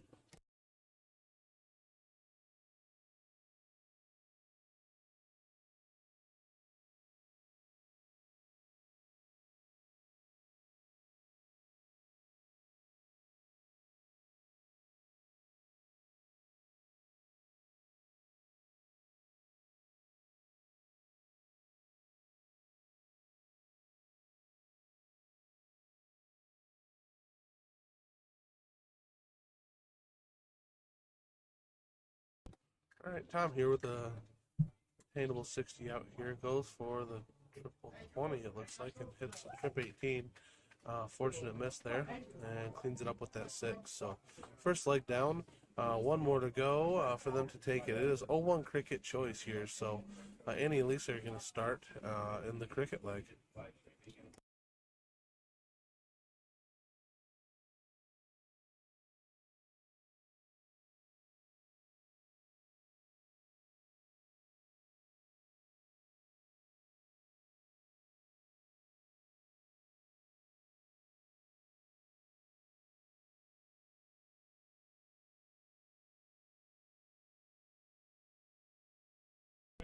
All right, yeah, she'd like to have more there. You definitely want to try to score some points once you get that number closed. That 20 is the big one, and everyone wants it, wants to score some points on it. But she'll take the close. Casey probably going down to the 19s. Yeah, great first dart. Great second dart. Does he take a swing? I certainly would. Oh, good luck. Nice 7 mark. They're in the driver's seat at this point, and he's going to need a big shot to really counteract that.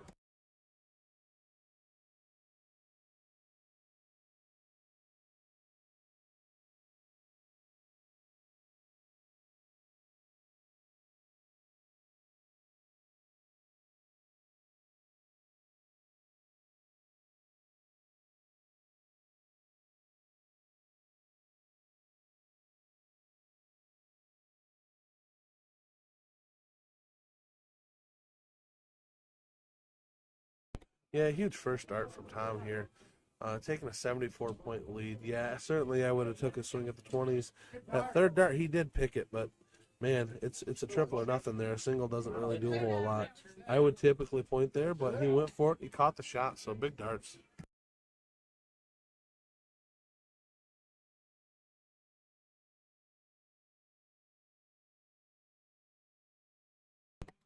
Lisa coming in great with first 2 triples. Big shot. So, I mean, Casey's got a decision to make. I think you look at the 18, but if you stray from that 18 at all, I think you go to the rest of the points with Andy following behind you. You know, unfortunately, sometimes you don't want to do this, but you have to look at who's coming behind you, and it's going to dictate the way you throw a bit. But great first start to that 18 to close it up, stop the bleeding, and started working on the 17. They're only up by 20. I would like to see probably a little more points if I was on that team, but they're comfortable riding with 20. So we'll see what happens here.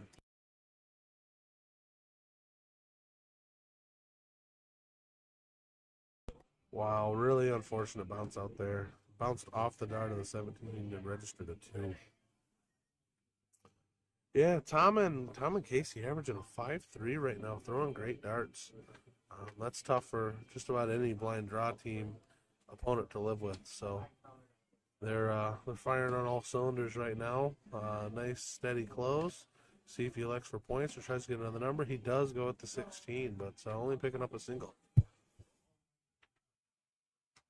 They do have a couple numbers here, so it's a little more understandable to try to go for the closeout. But man, those can be taken away with 1 dart. Those points, once you earn them, they can't be taken away. I really like having that points buffer as a little bit of an insurance policy.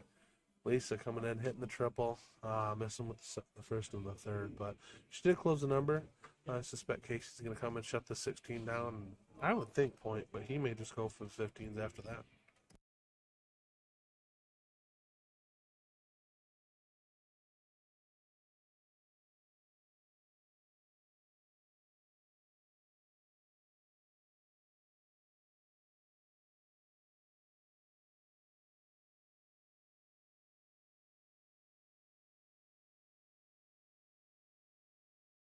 All Andy can really do here is try to fill up those 16s for points. They're down by at least 6, so there's 3 of them. He's going to need 3 more, and it'll put him 1 point away, but only able to get the 3, so I suspect Tom's going to come here and try to clean these up, stop the bleeding there, and then figure out what they're going to do for points. Meanwhile, throwing a 4-4 combined as a team, pretty effective right now, and good close. And he goes right for the 15s, not even thinking about points.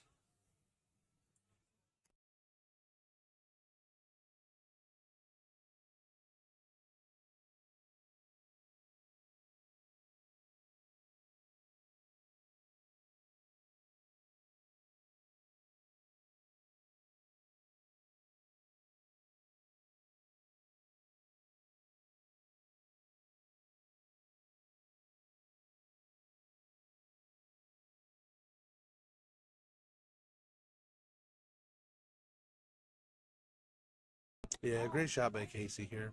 Closed it up and happened to catch a triple on the third dart. So it gives him 30 points too. Got a 59-point buffer here going into Bulls. I mean, Andy's kind of just stuck here. I mean, he could throw a 6, and it would give him the point lead, but they're fighting an uphill battle at this point. Solid 3 on the Bulls. You always take a close anytime you throw at it. Hey, Eric. Thanks, buddy. I just saw your comment. I really appreciate it.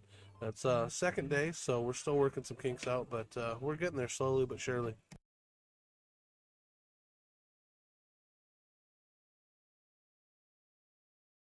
Tom again, not looking to point at all, going right for the bullseyes. At this point, you're up 3 numbers. You're up a couple of bulls, so I get it. I understand it. But, yeah, just a couple darts away from this one being wrapped up.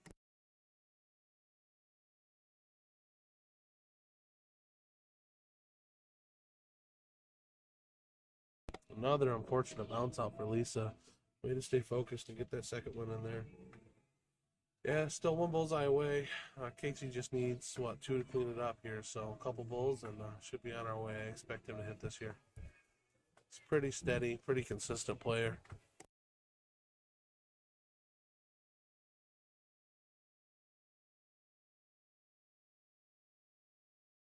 And switching on the third dart down to the 19. I like that a lot. Some security points. Don't let Andy start picking away at your numbers if you can avoid it. And that triple does just that. So expect Andy to stay at the bullseye for all 3 here.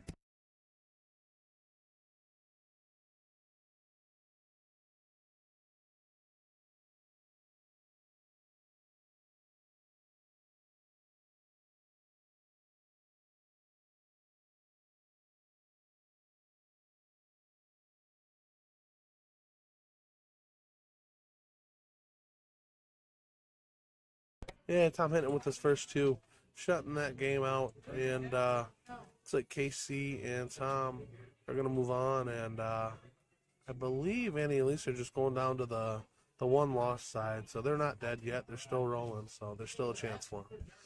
We'll get another game set up here for you shortly, guys. Hang tight.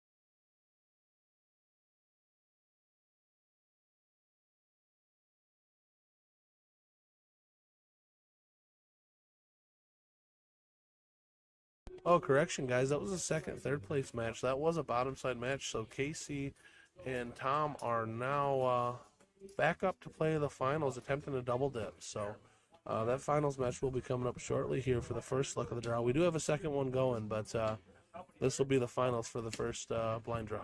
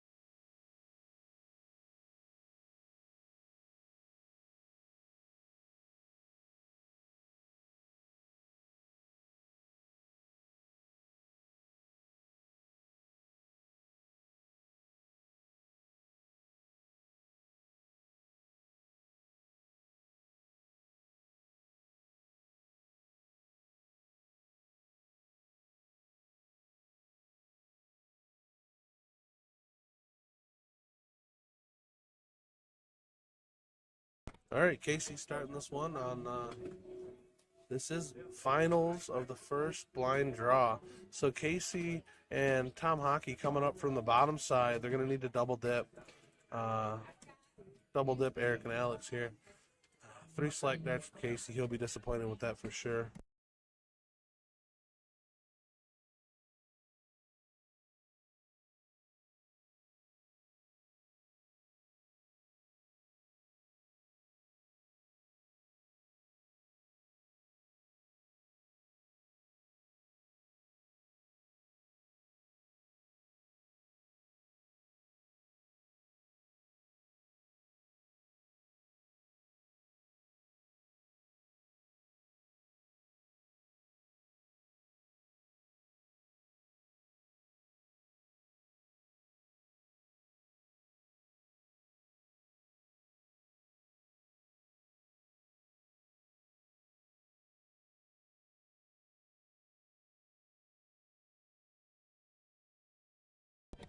Eric up to throw here. He's got a unique stance and throw. He's very, I don't know what you call that. It's almost like he dips and then stands back up to throw. Lots of movement. Not something I would typically teach or recommend, but seems to be hitting for him right now. Casey, another unfortunate bounce out and then an unfortunate miss, blocking that bullseye off, but finds it with a third.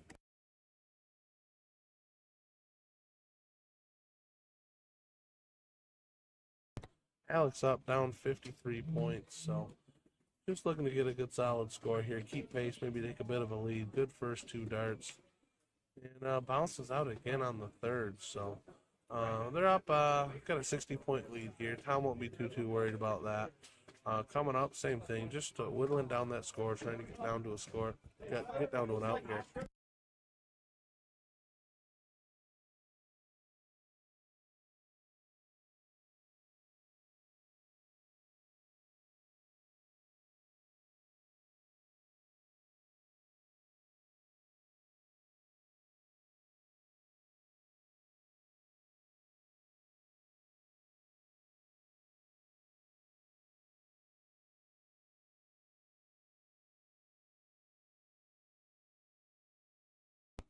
Yeah, Casey coming up here. He knows what his job is. He's been around for a long time, lots of experience.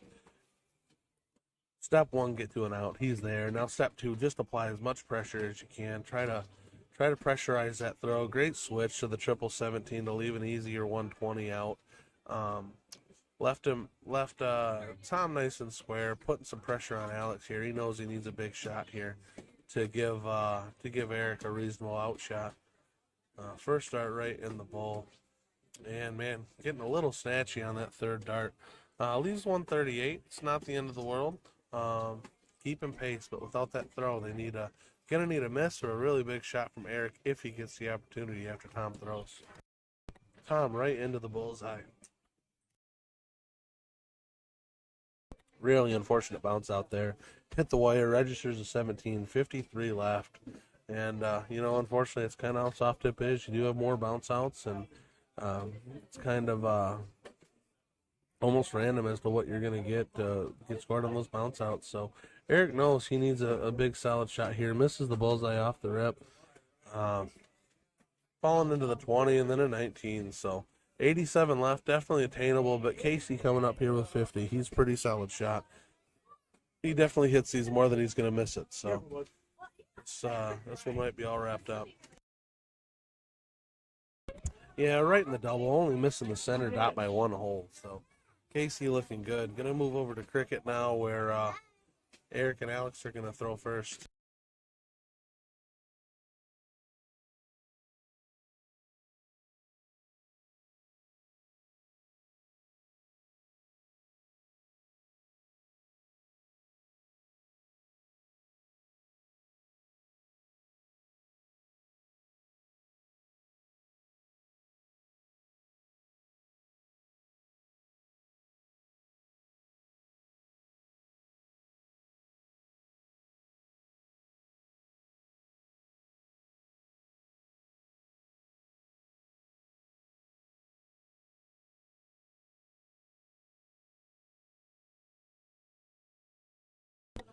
We got Mike Jeris' son in here, Thomas. He's going to say hi to his dad. Say it. Hi, Dad. So we got that saved in perpetuity. We'll make sure we back it up for Mike there. He shot great today. Did you know your dad won today? Yeah, he won. Yeah, he's really good, isn't he? Yeah. All right.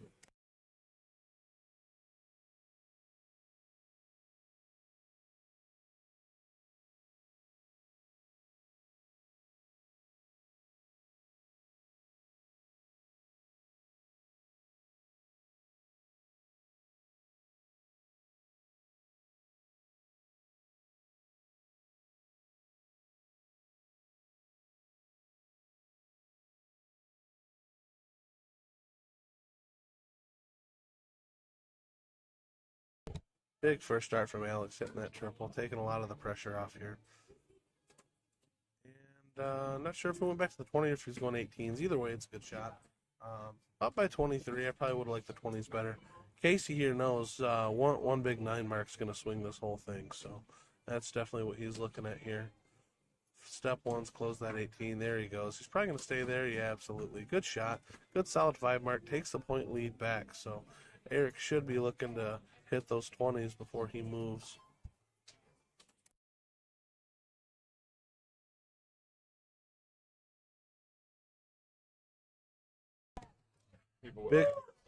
Big third dart there. So 120 to take the point lead, and then that triple 18. It's an all or nothing shot, man. If it hits, it's great. If it doesn't, it's a waste. But he hit it, so kudos to him. Tom right on the wire with his second and his third dart, unable to close it, only getting one.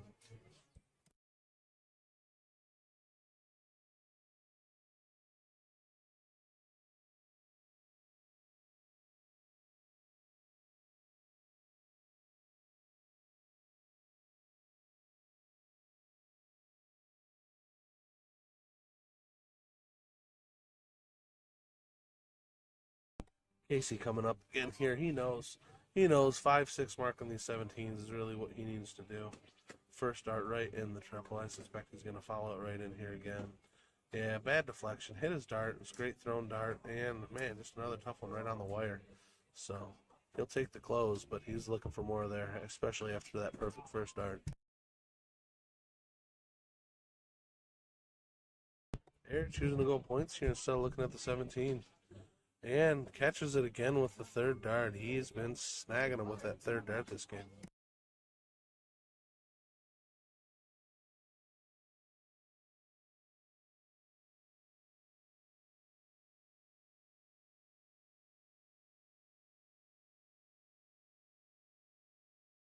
Nice 5 mark from Tom. Just keeping them within touching distance. You know, they're only one triple away. If Alex doesn't close this here, Casey's got a real opportunity.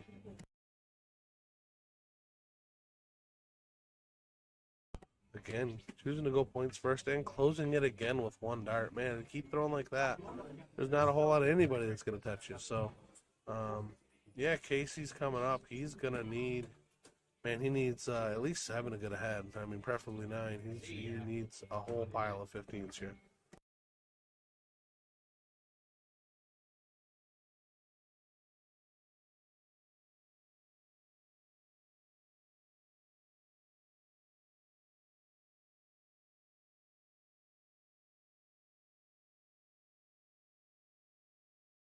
Yeah, just a little bit of inexperience there. That was a well-thrown dart into that triple 10, and if you can just stay focused and fire right back at it, man, it serves you so much better than the reaction. And then even with the third dart, you know, kind of rushing that dart and missing over into the 5. You know, that one not even poorly thrown dart, one unlucky dart, and that placement just kind of threw your whole round off for the next 2. Composure's a big deal, and you really got to be able to maintain it. Especially, I mean, you're in the finals, man. This is where the money's made. So you're on stream. You got to keep it together. You miss one dart, you got to stay with it. Stay with it. It's not over till you're finished. 2 big misses in a row from Eric and Alex opens the door for Casey. Just a 6 mark. 6 mark he can hucklebuck and do what Eric and Alex have been doing to Casey in hockey this whole game. Triple 15 for the point lead, triple 20 for the close, just like that. And the Hucklebuck is on. Huge 9 mark from Casey, taking a 52-point lead, shutting down the 20s. They've got the only open house, and now Eric has no other alternative but to go to bullseyes here. And he chooses to go with the 15s. And again, just misses into the neighbor triple and getting a reaction and just losing your bearings, losing your focus just a touch. So he does end up closing it with the next 2 darts. So fair play to him. Now Tom coming up, just needing 3 bullseyes for the win. Alex and Eric, they're gonna need 5. They're gonna need 6 actually. So they need 6 bulls to win. So it's 6-3. It's a bullseye race here.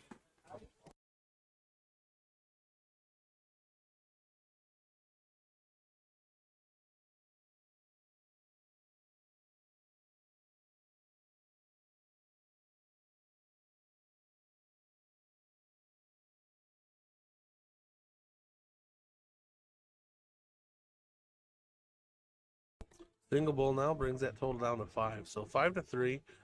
Casey's fully capable of closing this out for him.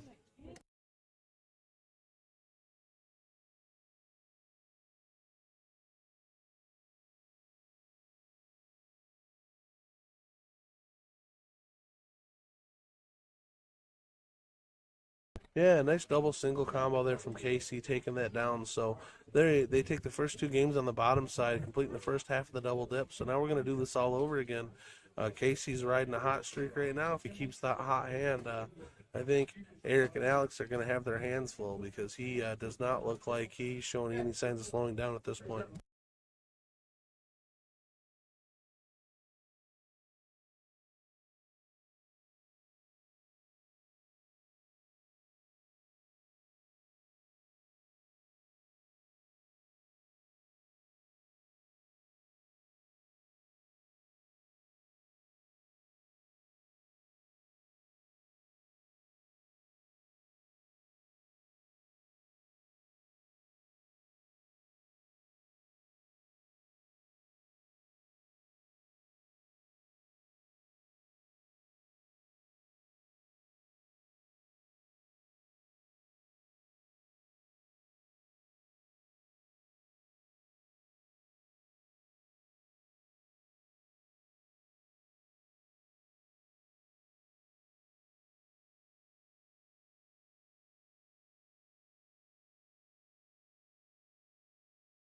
Yeah, really tough miss on that first start with Casey, but what an excellent switch. Going up to the 20s, picking both triples, finishing with a 140. Big shot. Puts a lot of pressure on Eric here.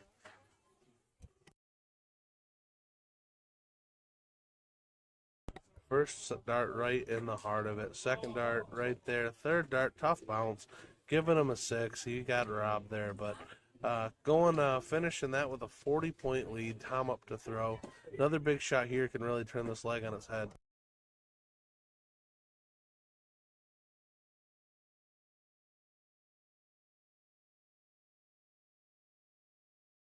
Yeah, Tom right back into the middle here. First bullseye, second, third dart, both wayward. So they do have a 21-point lead, still pretty even here. Alex with a big shot here could really put the screws to him.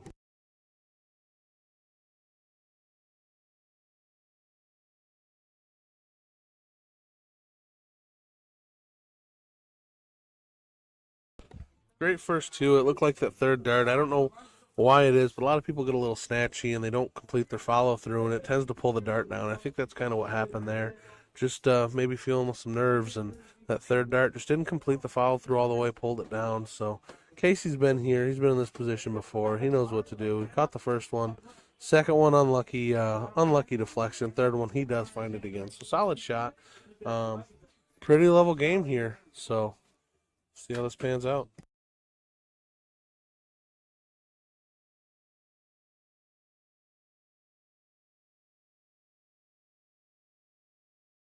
Ooh, tough round from Eric. Only 27 does not leave an out. So advantage definitely goes to Tom and Casey right now. Tom needs to put in a good score, get Casey on attainable out here. He really needs to find that bullseye. He does. Finds it with a third dart. Way to stay focused. Nice shot. Leaving a 102. So Casey's definitely going to get a look at it. Eric and Alex, not yet at an out. They will be after this throw.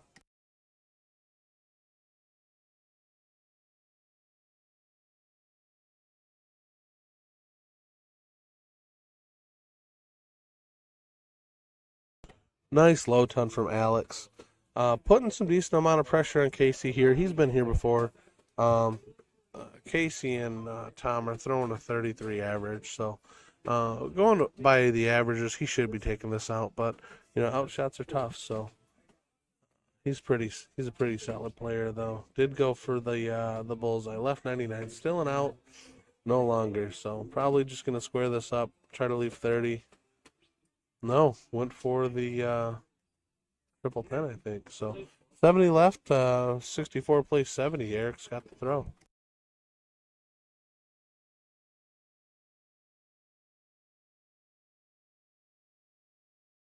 Nice job taking a moment just to gain your composure after hitting that single. Hitting the bullseye nice and square. So Alex and Eric are going to go up one leg in a best of three. So Casey and Tom coming back from the bottom side to start the double dip. They're going to need to win the next two. They will start this cricket game.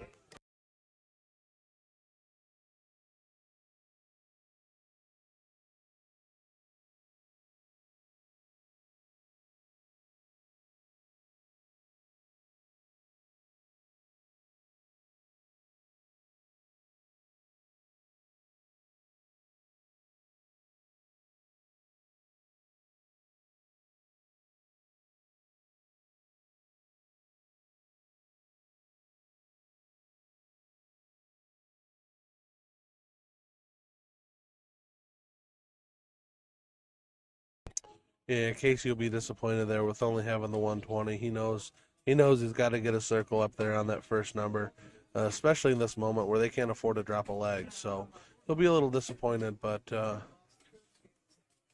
this is Tom's job here. He needs to have a big shot, pick up his partner, and get that morale turned around. All the pressure squarely on him right now.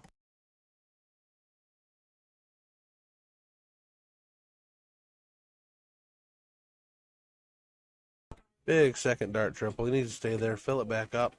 Don't know if that was at the 17 or at the 19, but either way, he got the circle. That was step one. So Eric should be going after this 19, trying to close that out behind him. No, goes up to points, which is okay too. That's not a bad decision. Had a feeling he might have went down and tried to do that on 19s, but with this being the final match, I definitely respect trying to get that point lead. Problem is you got Casey coming up, who at any time can just rip off a big score. So could be fireworks here. Yeah, Casey seems to be a bit out of sorts right now. I don't know if he's feeling the pressure or rushing himself or what's going on right now, but just not feeling it, not in the groove right now. Needs to take a moment, figure out what's going on, and get his head back in the game. He's a better shot than that.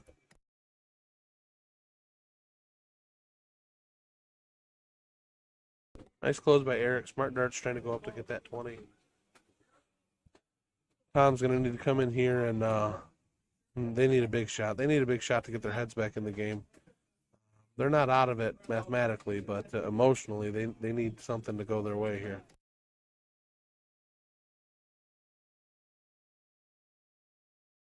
Okay, he got the circle, got the close, so got something they can score on if Eric doesn't close it here. Be interesting to see what he does.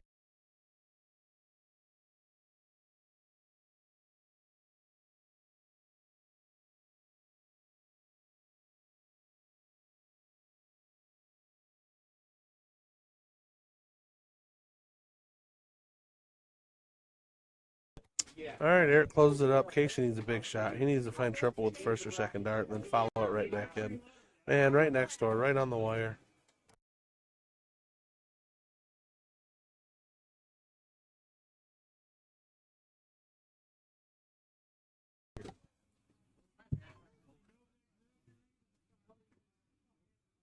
Big shout out to my buddy Tokes right now playing Summertime Santa, working for FedEx, delivering all the packages, buddy. I see you on stream. Appreciate you guys tuning in. Spread the word. Keep everybody watching. We need to get some exposure here, and we'll be able to stream on Facebook here pretty soon as well.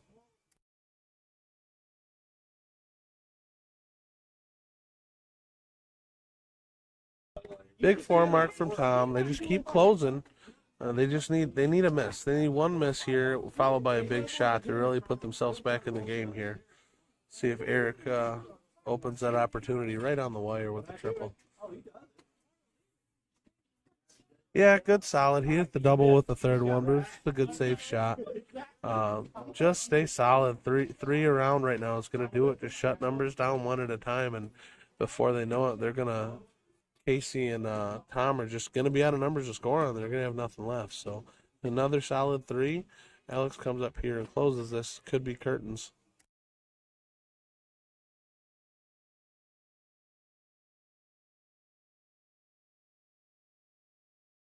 Yeah, big triple, followed by the bullseye. He's got game shot, whether he takes it or not. That's a great shot. All the pressure now is squarely on these boys. What a 6 mark. Nice double, third dart. Congrats to the champions of the first luck of the draw. Eric and Alex taking it home. Did lose the first set, came back and stopped the double dip. So congratulations to those two. Great fight back by Casey and Hockey. Just one bad game, man. It'll come and bite you sometimes. That seems to be what happened with them. So they'll be back at it. They're not going anywhere. They're both here for the weekend. So I'm sure we'll see some more of them on the stream. Congrats again, Eric and Alex.